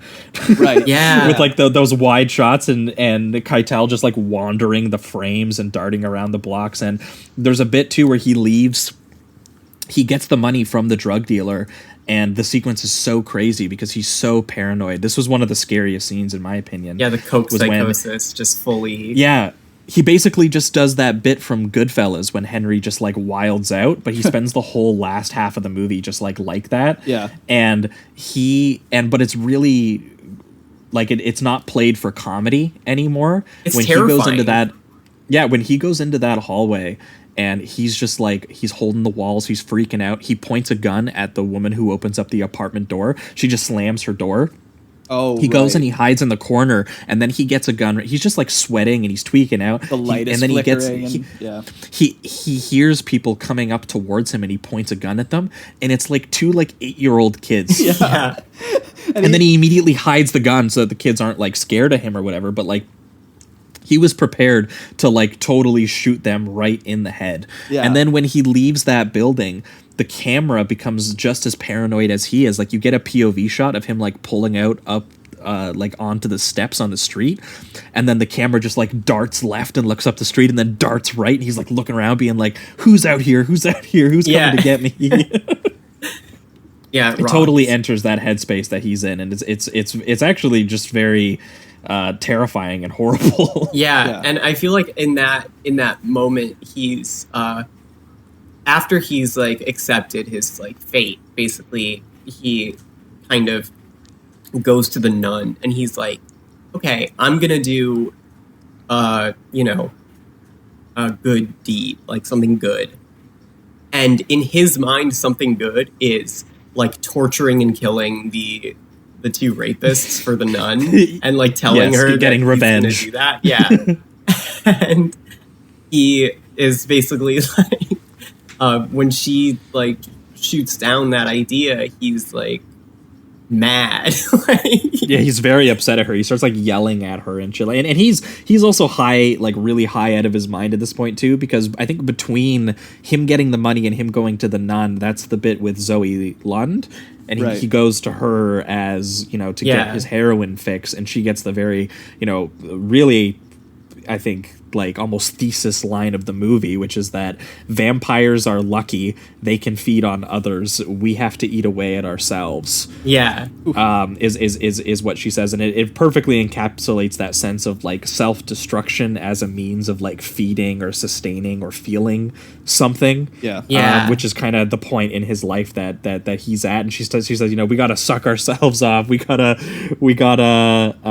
give, and the gift ain't worth it. And that's when he goes, you know what, I'm gonna try and do some real justice and get these guys who raped this nun with a crucifix and put out cigarette butts on her and all these terrible things that they did, and I'm gonna get revenge.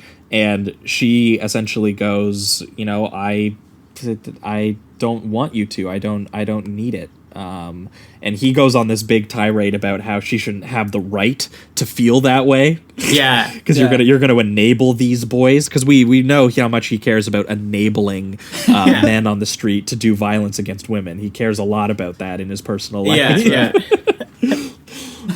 Just a good cop. And he's trying to lecture her about how her forgiveness is going to leave blood in its wake. And really it just reads, and especially in his performance, it reads as this like desperate thing on like a, we should, I deserve to be punished and these kids deserve to be punished. And he needs to kind of like believe that in a way because, he's going to be killed very soon. And so he needs to believe that, like there's some sort of value or meaning behind, the revenge that's going to get done against him for all the terrible things that he's done.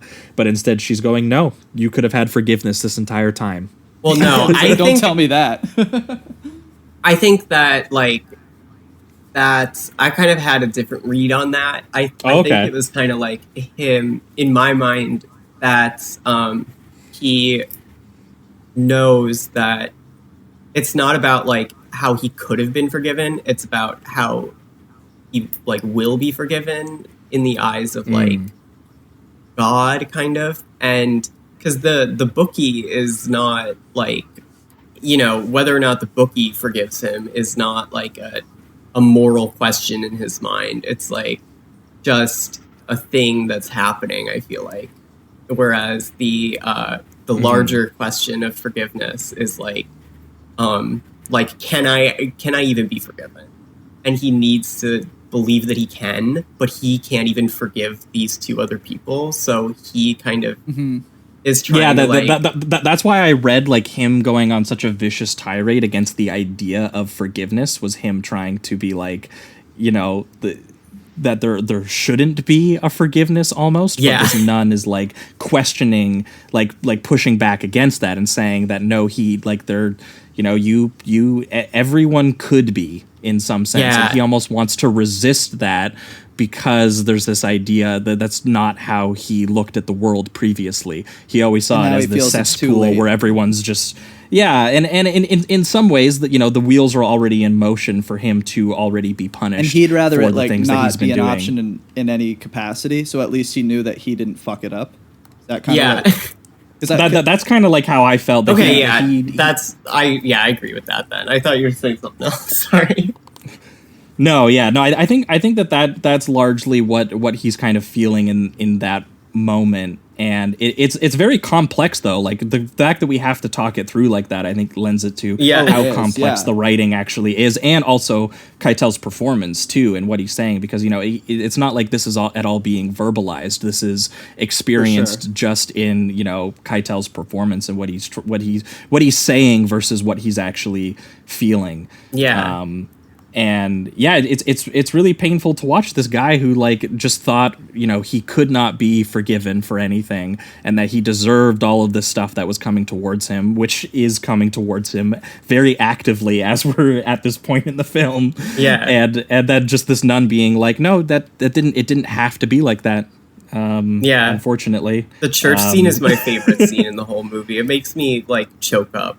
Like when he's screaming at Jesus. Yeah, because she just leaves, and so then he starts berating, literally berating Jesus about, you know, like where was he? Why couldn't he have told him any of this earlier? Yeah, you rat fuck. The cut to Jesus standing in the aisle is like just staring. I like at him. gasped So good. when I first saw this movie. I was like, holy shit, this is so fucking good. Like what the fuck? Yeah. Yeah, and just his howling too, like, where the fuck were you? The Keitel moan. Yeah, the moan. I saw a lot of people making reviews that were like, Harvey Keitel really said, it just a completely unintelligible screaming. Yeah. Which also connects it to the Cage performance. Yeah. Absolutely. Absolutely. But yeah, he starts by berating him and then trying to say that he's sorry and trying to say that he did the right thing and that he's weak, and then asking for help and eventually asking for forgiveness and everything like this too. And he crawls over and like to Jesus' feet and tries to, you know, like kiss the bloody feet and everything like that. Like it has that very Devils-esque hallucination of Christ sequence. Yeah. And then it just turns out that it's a woman returning the chalice that got stolen and sold, and that's how he finds the two rapists, because they pawned off the materials from the church. And it's like, it's symbolic in that it's like that is his salvation. That woman showing up with the chalice is his it's his chance. He asked for forgiveness, and like Jesus is there giving him a chance to forgive, like, and a chance to kind of, you know, earn his place back in his good graces, kind of like. Yeah, well, and that's what we were kind of alluding to earlier, but like that ultimately the act of grace, of Christly grace and forgiveness in this film that Keitel does is literally taking these two boys who viciously raped the nun and just like sending them on a bus at a town with $30,000. Yeah. And while berating them and pointing guns in their face and screaming obscenities at them the entire smoking crack time. with them. Smoking crack with them while watching the last game that if the bet had been taken, he would have lost. Crack and baseball, baby. America's pastime. Yeah. Yeah, that and I love some of like the rhythm and the slowness of the scenes on stuff like that. Like when he walks in there, it's not like he immediately goes, "You fucking scumbags." He eventually does that, but it's not right when he walks in. He just holds them at gunpoint, sits down on the couch beside them, and starts smoking crack with them and watching the game right beside them with them. And they just hold on this scene for, you know, like a minute or two before he actually takes them into the car, and then starts yelling at them that they're slimy cocksucking scumbags, and has the huge close up of the barrel in their face while he's driving around. Oh man! Before dropping them off at the Port Authority bus terminal, of course. Yeah. With a cigar box filled with $30,000, which is such a great detail that he got from selling evidence drugs on the street. Yeah. It all really comes full circle. Like it all is just like all the plot lines kind of come together at the end. Then he's sent to Yeah. Jesus. Yeah, I love that final detail where he shoves them on the bus and he says, "Don't come back here." And he obviously has that really iconic face that he does where he's just like screaming and his teeth are bared and he's just like, such a great little performance. And he's so out of his mind, and he's so, sort of emotionally and existentially confused about the experience almost. Yeah. He's like fighting so hard to like not fucking like kill these kids. Like, yes, it's such a wild thing to be like, sort of like your emotional climax of your movie is just this guy resisting killing these two kids. It's wild. And that it works. Oh yeah, and like that you absolutely feel like this is a really, really big deal to him, and that this is an act or a gesture of change and forgiveness in kind of a way that is immediately greeted by him being just in the most mundane possible way. It's not like a lot of sort of final deaths that people get in movies where it's like this very dramatic, bam, he gets taken down and it's this really sad moment.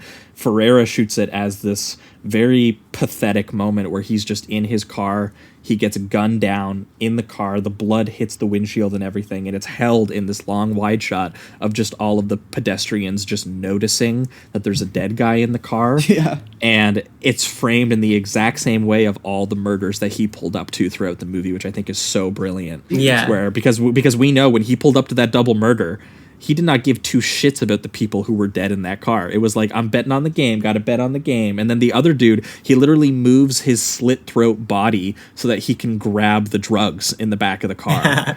It's such a like an undignified death to just get gunned down in your car on the streets of New York, where it happens every day and no one cares about it anymore. Yeah. And to end the movie with him being that after we've come to be so invested in kind of like this emotional climax that we've built to just have such an undignified death like that, And brutal. There's an image of a cop coming up and kind of just starting to tell people to disperse or whatever, and just his body language has a very much like, just it's just my day-to-day life, you know what I mean? Yeah, I'm just doing, like, it's a procedural thing again, we don't really care about the person that's shot inside the car here.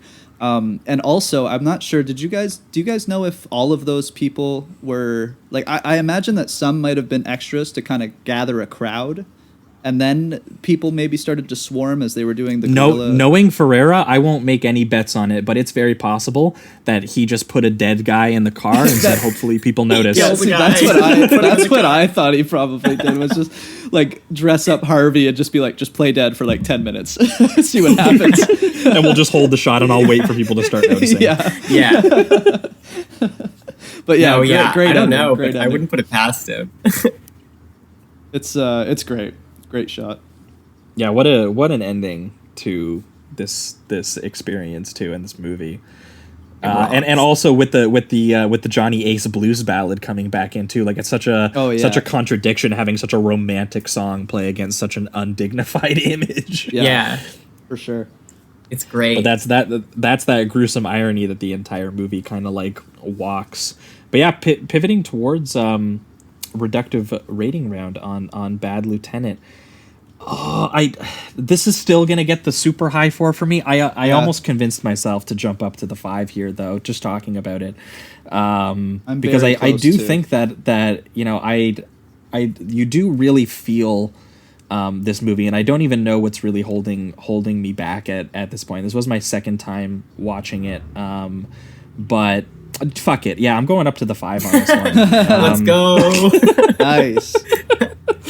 I have really like no excuse. I think that this is just a as what it's doing, being this series of ugly, destructive, and self-destructive vignettes that express this guy who feels so lonely that that's the only way that he feels anything is by destroying his body and hurting other people, and it's just merged so perfectly, which has to be the most expressive on-screen Catholic guilt there's ever been.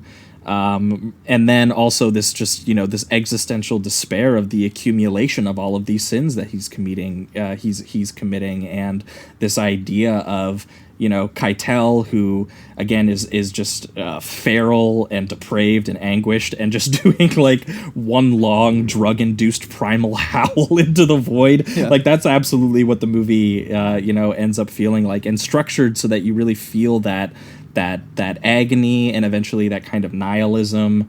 And yeah, that ending really does send it over the top for me, where he just, he gets treated like, the same people that he pulled up to the crime scenes and never gave a shit about. That's exactly, where he, ends up being. And I think that all of that, self-loathing and despair is just, sent even further by that slightest glimmer of redemption. It's his version of redemption, and it's still very ugly.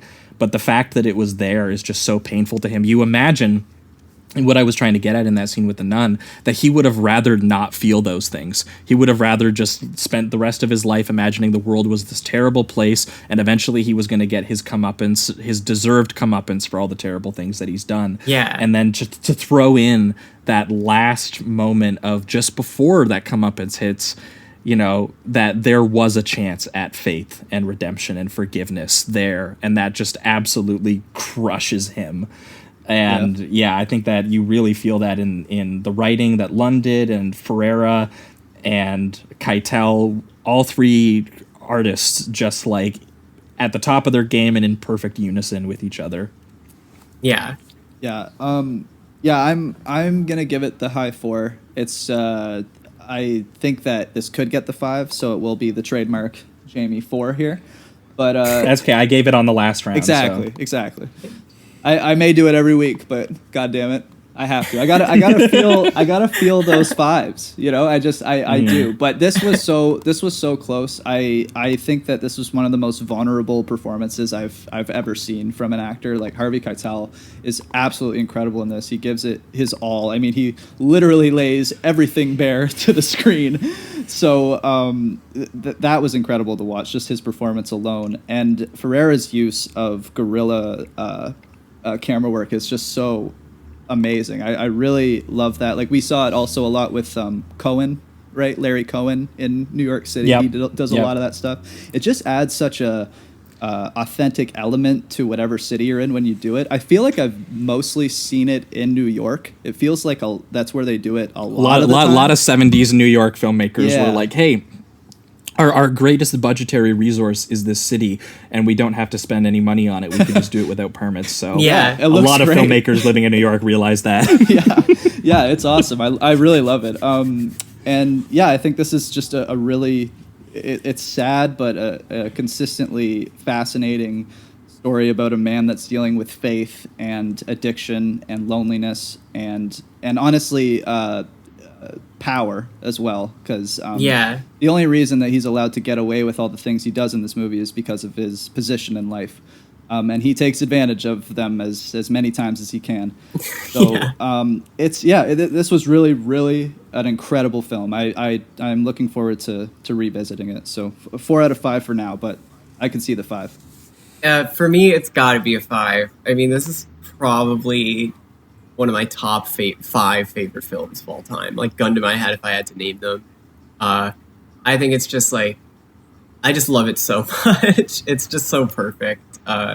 Just the guerrilla style, and it feels like so like, improvisational and alive, and like, like a live wire, but it's also very structured, like the storylines all, it's so many like contradicting things at the same time. And it's, I think it's just like a masterpiece. I love Ferrara.